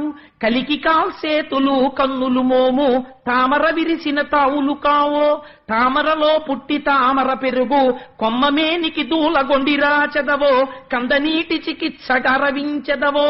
ఇంతింత కన్నుల ఎగదిగ చూచి, సిగ్గుతో నిమ్మోము చేత కప్పికొని, అనలు కొనలు వేయు అనురక్తితోడ, రసికత లేని మా రంగని మెడను పూలమాలను వేసి పొలుపుగా అతని గుండెలపై చేరికులు కంగతలచు. రంగనాయకి ఎంత రసికురాలమ్మ, శపరలోచన ఎంత చపలురాలమ్మ అని అడిగింది ఆవిడ. ఏమిటో తామర పువ్వు అంటున్నావు, మా అమ్మాయి తామర పువ్వులో పుట్టింది అంటున్నావు. ఒక్కసారి ఆ రేకులు విప్పి చూడు, ఎంత ఎర్ర తామరైనా, ఎంత తెల్ల తామరైనా, ఎంత నల్ల తామరైనా, ఆ పెటల్స్ అంటే రేకులన్నీ ఉండే దగ్గర కొంచెం నీలివర్ణం ఉంటుంది. అందుకని ఎంత తెల్లటి వాడికి కాస్త కాళ్ళు చేతులు నల్లగా ఉండకుండా ఉంటాయా? అసలు నీకో విషయం చెప్పనా? కన్ను ఎరుపెక్కకుండా నల్లగా ఉండడంలో కారుణ్యం ఉంది. కారుణ్యం అంతా మా స్వామి దగ్గరుంది కాబట్టే మీ అమ్మాయి అంతమందిని ఇలా చూసి లోపల బోల్డ్ అని ఆలోచించి వరమాల తీసుకొచ్చి ఆయన మెళ్ళో వేసి గుండెల్లో స్థానం కోరి ఆయన గుండెల మీద పడుకుని సంతోషపడిపోయింది. రంగనాయకి ఎంత రసికురాలమ్మ. ఆ లక్ష్మీదేవి రసికత నీకేం తెలిసే పిల్ల, అంత గొప్పది మా మరదలు అంది. చూడండి ఎంత అందంగా కలుపుకుందో చూడండి మరదల్ని కూడాను. అంతేగాని దెబ్బలాట అన్నట్టు అనలేదు, ఎంత అందంగా మాట్లాడిందో చూడండి ఆవిడ. అది పార్వతీదేవి అంటే. అందుకని ఇప్పుడు మరి ఇలాంటి పిల్ల మీ పిల్లని తెలిసింది కదా, మరి ఇంత రసికురాలు కదా, అలాంటి పిల్లాడు కాకపోతే అంత ఇలా మొహం మీద చేతులేసేసుకుని వెళ్ళి మా అబ్బాయి మెళ్ళ మా తమ్ముడి మెళ్ళ ఎందుకు మాలేసిందో. అలాంటప్పుడు కొమ్మమే నికి దూలగొండి రాచెదవో, కందనీటి చికిత్సగరవించెదవో. ఇంతింత కన్నుల ఎగదిగ చూచి, సిగ్గుతో నిమ్మోము చేత కప్పికొని, అసలు కొనలు వేయు అనురక్తితోడ, రసికత లేని మా రంగని మెడను పూలమాలను వేసి పొలుపుగా అతని గుండెలపై చేరికులు కంగతలచు. రంగనాయకి ఎంత రసికురాలమ్మ, శపరలోచన ఎంత చపలురాలమ్మ. శపరలోచన అంటే తుమ్మెదల వంటి కన్నులున్నది. తుమ్మిద ఎలా తిరుగుతుందో అలా నారాయణుండి తనివి తీరకుండా పైనుంచి కిందకి చూసే అలవాటు ఉన్నది. అంతటి సౌశీల్యం మీ అమ్మాయి ఏందుంది. వాళ్ళిద్దరూ అలా ఒకళ్ళనొకళ్ళు సంతోషంగా ఉన్నారు, మనం ఎందుకు ఈ హాస్యాలు అంది. ఆ నవ్వులీ నవ్వుల రవిరి మల్లె అందాలు చిందుచు అలరింపమదులు. వాళ్ళు పకపక నవ్వారు, వీళ్ళు పకపక నవ్వారు. ఈ నవ్వుల్లో ఆ నవ్వుల్లో కలిపి మల్లెలు విరిసాయిట పెళ్లి పందిట్లో. సకల వైభవములా జరిగెను పెండ్లి, అంపకమ్ముల వేళ అరుదించినంత, పసుపు కుంకుమ పూలు పండు టెంకాయ, తాంబూల మొడి దాల్చి తరలాక్షి లక్ష్మి, తలపలోపల కృంకు తండ్రిని చేరి. అమ్మాయి అత్తవారింటికి వెళ్ళిపోయే సమయం ఆసన్నం అయిపోయింది. ఆ ఒడి తీసి ఆ ఒడిగంటని పెడతారు కదా, అందులో టెంకాయ, పసుపు, పళ్ళు, కుంకం అన్నీ పెట్టారు. ఆ ఒడిగంట ఇలా పెట్టుకుంది. నారాయణుడితో కలిసి బయలుదేరడానికి సిద్ధపడి వెనక్కి తిరిగి చూసిందిట. ఇంతటి మహానుభావుడు, ఇంత గాంభీర్యానికి పేరుగన్నవాడు, ఇన్ని విషయాలు తెలుసున్నవాడు, ఇంతటి సముద్రుడు కూడా బేలైపోయి కళ్ళమ్మట నీళ్లు తిరుగుతుండగా కూతుర్ని చూస్తున్నట్ట. దగ్గరికి వచ్చి నాయనాయని పిలిచినవ దుఃఖ బాష్ప, కణములు జల జల కన్నులు రాల, గుండెపై తలవాల్చి కుములు చుండంగా, కడవెడు బడబాగ్ని కడుపులో ననచి, శిరమును మూర్ఖుని చెక్కిళ్ళు నిమిరి. ఆయన కడుపులో బడబాగ్నిట, ఎంత గొప్ప మాట అండి. సముద్రంలో అగ్నిహోత్రం ఉంటుంది. ఎంత వేదాంతం తెలిసినవాడైనా, ఇన్ని ఉపన్యాసాలు చెప్పిన వాడైనా, ఇన్ని పుస్తకాలు చదివిన వాడైనా, ఇన్ని పూజలు చేసిన వాడైనా తన కూతుర్ని కన్యాదానం చేసి నిజంగా వెళ్ళిపోతుంటే ఎంత దుఃఖం వచ్చేస్తుందో. 10 మందిలో ఏడిస్తే బాగుండదని లోపలికి వెళ్ళి కళ్ళు తుడుచుకుంటాడు. అందుకని కడుపులో బడబాగ్ని కన్నుల తన్నా, కళ్ళల్లోకొచ్చి కళ్ళమ్మట నీళ్ళొస్తూ ఆ తల్లి బుగ్గలు పట్టుకుని శిరస్సు ఉంచి శిరస్సు మీద ముద్దు పెట్టుకుని ఆ బుగ్గలు నిమిరి కూతురుతో సముద్రుడు అన్నట్ట, పాలపూసల తల్లి భాగ్యాల వెళ్ళి వెట్క అత్తింటికి వెళ్ళి రావమ్మా, ఆడపిల్లలకు తండ్రి అయ్యడు కంటే మతిగతి లేనట్టి మానవుట మేలు. ఆడపిల్లకి తండ్రి అవడం కన్నా ఒక మానవి పుడితే మంచిదమ్మా. ఇంత తండ్రిని నాన్నగారండి అని ఇంట్లో తిరిగి అత్తవారింటికి వెళ్ళిపోతుంటే తట్టుకోలేమమ్మా అన్నట్టు సముద్రుడంతటి వాడు అని వీనుల నీ పాట వినిపించుచుండా. ఆడపిల్లలు ఇళ్లలో ఎప్పుడు ఏదో పాట పాడుతుంటారు. ఆడపిల్ల అత్తారింటికి వెళ్ళిపోతుంటే అలా ఎప్పుడు ఏదో పాట పాడుతుండేది, ఆ టీవీ పెడుతుండేది. ఎందుకమ్మా టీవీ అంటే కట్టేసి నాన్నగారండి మంచి పాట అండి ఏదో పాట పాడుతుండేది. ఆడపిల్ల దెబ్బలాడలేకపోయేవాళ్ళం. ఏదో ఓ పిచ్చి పాట ఒకటి పట్టుకుని ఇలా డాన్స్ చేస్తుంటే ఏమిటది ఆడపిల్ల పెద్దదాని అవుతున్నావు, అలా డాన్స్లు అవి చేయకూడదు అని నాన్నగారంటే మళ్ళీ గమ్ముగా ఏం తెలియనట్టు ఊరుకుని ఆ ఆడపిల్ల యొక్క సౌశీల్యం జ్ఞాపకానికి వచ్చి వీనుల నీ పాట వినిపించుచుండా, కన్నుల నీ ఆట కనిపించుచుండా, ఊరటతో ఎట్టులుందునేయమ్మా, గడియలో నిన్ను వచ్చి కనకుంతునమ్మ అని సాగరుడు పుత్రినను అనునయింపంగా. ప్రతి తండ్రి ఈ మాట అంటాడు, ఆఖరి నోటి గుర్తు తెచ్చుకుంటాడు. పర్వాలేదులే హైదరాబాదేగా, ఎప్పుడు మూడు వస్తే అప్పుడు జనరల్ కంపార్ట్మెంట్ ఎక్కినా ఎక్కువచ్చేస్తాను, తెల్లారేటప్పటికి నీ దగ్గర ఉంటానంటాడు. ఎందుకని కూతురు బాగా ప్రేమ పెంచుకున్నవాడు యోగ్యుడైన భర్తతో పాటు ఒకటి కోరుతుంటాడు. ఏమిటో తెలుసా అండి, ఇంత పిచ్చి పెంచుకున్న వాళ్ళు ఏ ఫారినో వెళ్ళిపోతారో ఏమిటో అంటుంటాడు. ఎందుకని తను వెళ్ళలేడని బెంగ. ఎంత పిచ్చి ప్రేమ ఉంటుందో చూడండి. తండ్రికి పైకి చెప్పుకోడంతే తేడా. ఎంత బాగా ఆవిష్కరించారో. బుద్ధులు గరపిరి పుణ్యకామినులు, అక్కడ ఉన్నటువంటి పుణ్యకామినులైన వాళ్ళు అత్తవారింటికి ఎడుతున్న ఆడపిల్లకి మంచి మాటలు చెప్పారు.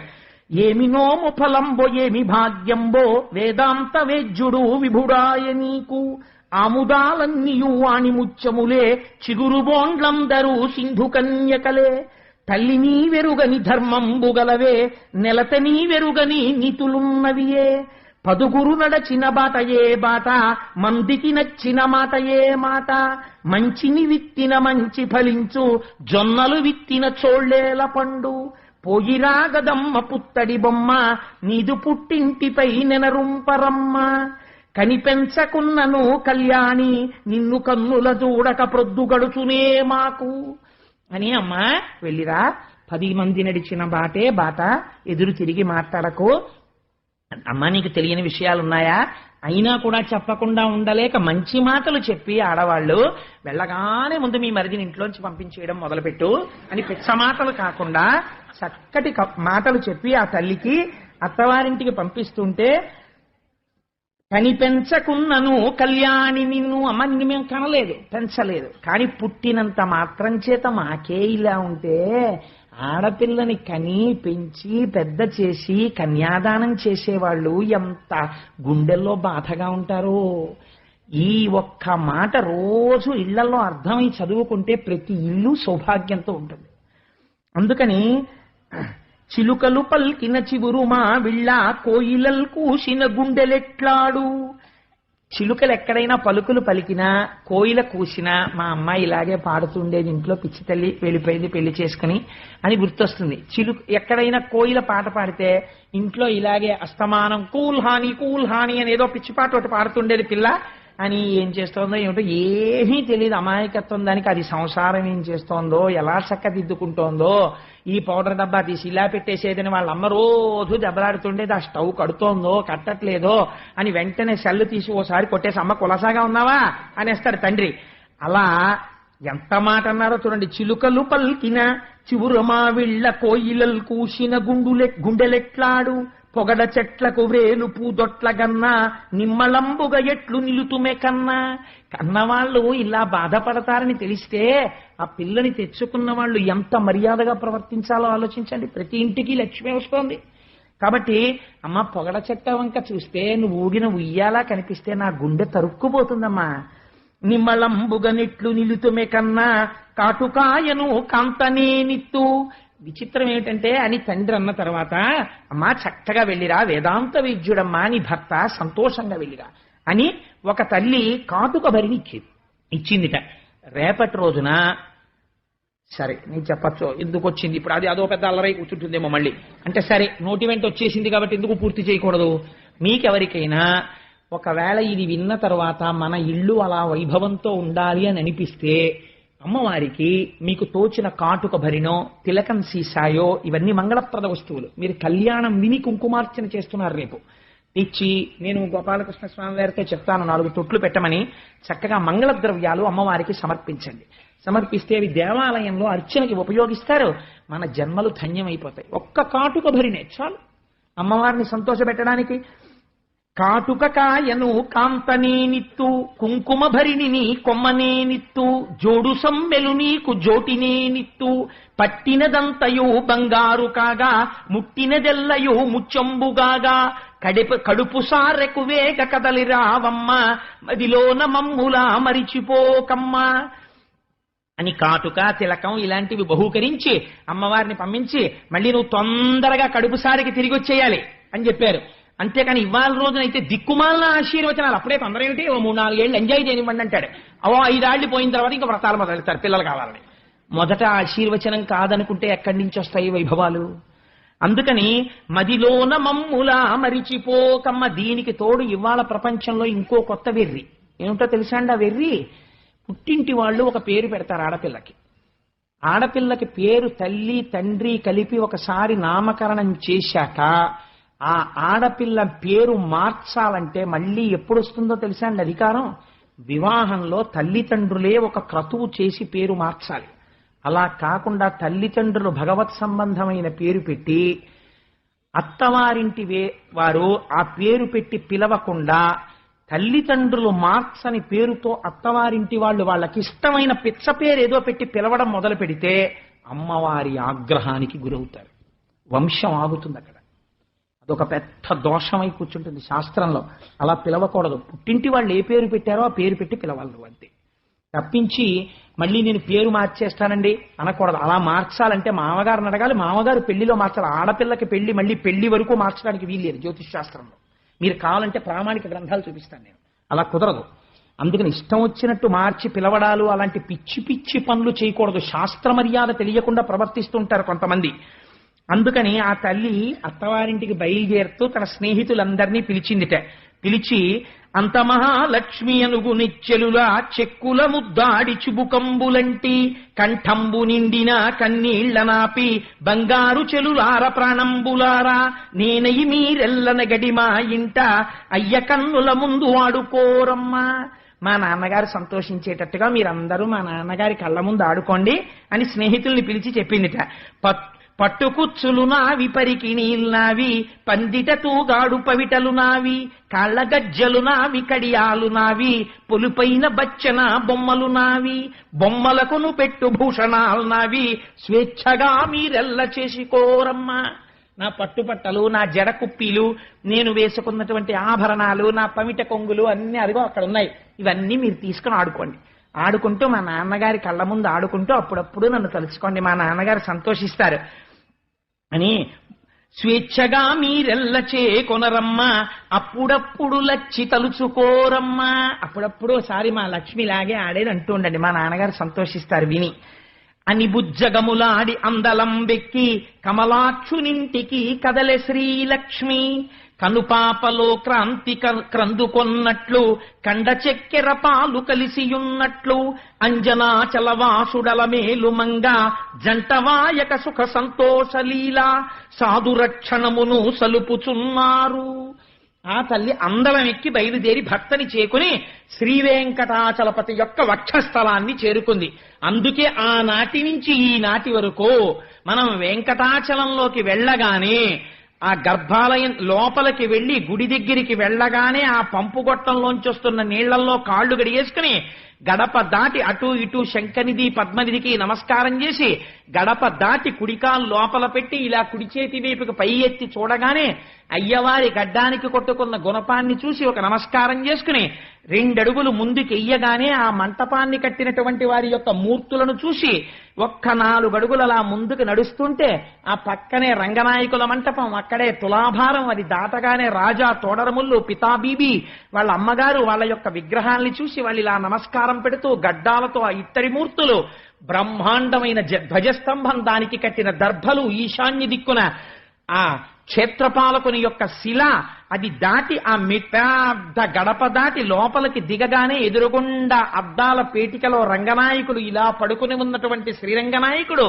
ఎడం పక్కకి తిరగగానే కంచిలో ఉండే వరదరాజస్వామి వారు ఇలా వరదహస్తం బట్టి ఆయన నమస్కారం చేసి ఆ తాడు పక్క నుంచి ఇలా లోపలికి వెడుతుంటే ఆ గ్రిల్లున్న మంటపం లోపలికి అడుగు పెట్టగానే ఓం నమో వెంకటేశాయ అని వినపడుతుంటే ఇలా కొంచెం ముందుకెళ్లి కుడి పక్కకి చూస్తే రెక్కలు విప్పుతున్నటువంటి గరుత్మంతుణ్ణి చూసి పెద్ద చామంతి పూలదండ, అటువైపు నుంచి ఇలా కొంచెం పక్కకి తిరిగి ఇలా మెట్లు ఎక్కగానే ఎదురుగుండా స్వామివారి యొక్క దివ్యమంగళ విగ్రహాన్ని చూస్తూ గోవిందా గోవిందా అంటూ అడుగులు వేస్తుంటే పద్మాసనస్తయౌ పద్మావతీ దేవి నిజవక్షమందున నిలుపుకొనుచు స్వామివారి యొక్క వజ్ర వైఢూర్య మణిగణ ఖచ్చితమైనటువంటి పెద్ద కిరీటం, దాని మించి ఇలా వ్రేలాడుతున్నటువంటి మలమాల, ఇలా శంఖము చక్రము, ఇలా కుడి చెయ్యి ఎడమ చెయ్యిని తీసుకెళ్లి కటిభాగమునందు నడుము మీద ఉంచి కుడి చేతిని ఇలా పెట్టి ఎవరు నా పాదములను నమ్మారో వాళ్ళకి సంసారము నడుము వరకే వస్తుందని సంకేతిస్తుంటే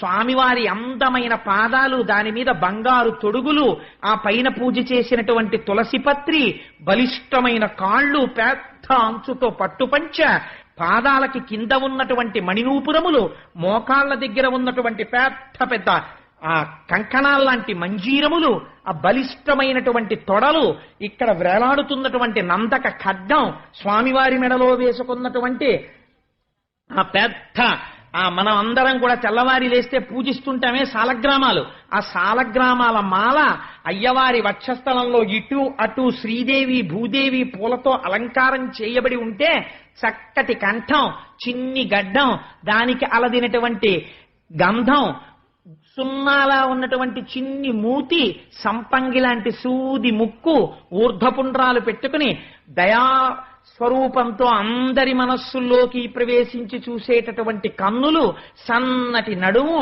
కొద్దిగా ఇలా పక్కకి వంగినట్టుగా ఉండి దివ్యమంగళ విగ్రహంతో అనేక పుష్పమాలలతో విరాజిల్లుతున్నటువంటి స్వామి, ఆ పక్కన వేదికలు, దాని మీద కృష్ణ పరమాత్మ, రామచంద్రమూర్తి, సీతమ్మ తల్లి, ఉగ్ర శ్రీనివాసుడు, ఆ ఉత్సవానికి వచ్చేటటువంటి మలయప్ప స్వామి, శ్రీదేవి భూదేవి, అక్కడే ఉయ్యాల మంటపం, స్వామివారు ఊయల ఊగేటటువంటి ఊయల, ఇవన్నీ చూస్తూ కులశేఖర ఆళ్వార్ పడిదాకా వెళ్లి ఆ పద్మపీఠం మీద ఉన్నటువంటి స్వామివారి పాదాల దగ్గర నుంచి ఆ పట్టుపంచె, మోకాళ్ళు, తొడలు, పట్టుపంచ, ఆ సాలగ్రామాల మాల, నాభి, సన్నటి నడుము, విశాలమైన వక్షస్థలం, శ్రీదేవి భూదేవి, బలిష్టమైన భుజాలు, ఏనుగు తొండాల్లాంటి చేతులు, ఆ 4 చేతులు, శంఖం, చక్రం, కంఠం, ఆ పెద్ద కిరీటం, నేత్రాలు, దాని మించి వనమాల, వెంకటేశ్వరుణ్ణి చూసి మా అమ్మతో కలిసిన స్వామి నీకు నమస్కారం అని నమస్కరించి మనం బయటకు వస్తాం. చేత ఆనాటి నుంచి ఈనాటి వరకు దయాళువై అమ్మతో కలిసి సాధురక్షణమును సొలుపుచున్నారు. అరుగని మంగళ సూత్రము, చెరగని కుంకుమ, పసుపు, చెదరని సిరులు, తరగని సుఖముల సంగును, హరిసతీ పాట విన్న అబలలకెప్పుడు. ఈ పాట ఏ తల్లి వింటోందో, ఏ ఇంట్లో పాడుతున్నారో వాళ్ళకి చెక్కు చెదరని పసుపు కుంకుమలు, సౌభాగ్యము కటాక్షించబడతాయి. మీరందరూ ఇళ్లల్లో పాడుకోండి. లక్ష్మీదేవి యొక్క అనుగ్రహాన్ని పొంది, నారాయణ అనుగ్రహాన్ని పొంది, అద్భుతమైనటువంటి ఐశ్వర్యంతో, ఐదోతనంతో, సంతాన సౌభాగ్యాలతో మనందరం అమ్మ అయ్యల కటాక్షంతో విలసిల్లాలని కోరుకుంటూ, రేపటి రోజు ఇవాళ కళ్యాణమూర్తులై పొంగిపోతుంటారు. స్వామి ఎక్కడో ఉంటాడు, ఇదంతటా ఆవరించి పొంగిపోతుంటారు లక్ష్మీనారాయణులు. నా పిల్లలు ఎంత ఆనందంగా వింటున్నారో నా కళ్యాణ ఘట్టాన్నని. రేపటి రోజున పరమ సంతోషంగా మీ అందరూ లక్ష్మీ స్వరూపాలు 1400 నీరాజనాలు పైకి లేస్తుంటే, మా సుబ్రహ్మణ్య శర్మ గారు నీరాజన మంత్రం చెప్తే డోలు సన్నాయి మోగుతుంటే, పెద్దాడ సూర్యకుమారి గారు కూర్చుని క్షీరాబ్ధి కన్యకకు శ్రీ మహాలక్ష్మికిని నీరజానయమునకు నీరాజనం అని పాట పాడుతుంటే, దుర్గా సూక్తంతో ఫలస్థుతితో పూర్తి చేసి రేపు కన్నుల పండుగ కనకధారా స్తోత్రాన్ని అనుసంధానం చేద్దాం. అందరూ సహకరించి, మీరు సహకరించకపోతే నిర్వహించడం కష్టం, అందంగా సహకరించి ఒక అద్భుతమైన ఘట్టము జరగడానికి రేపటి రోజు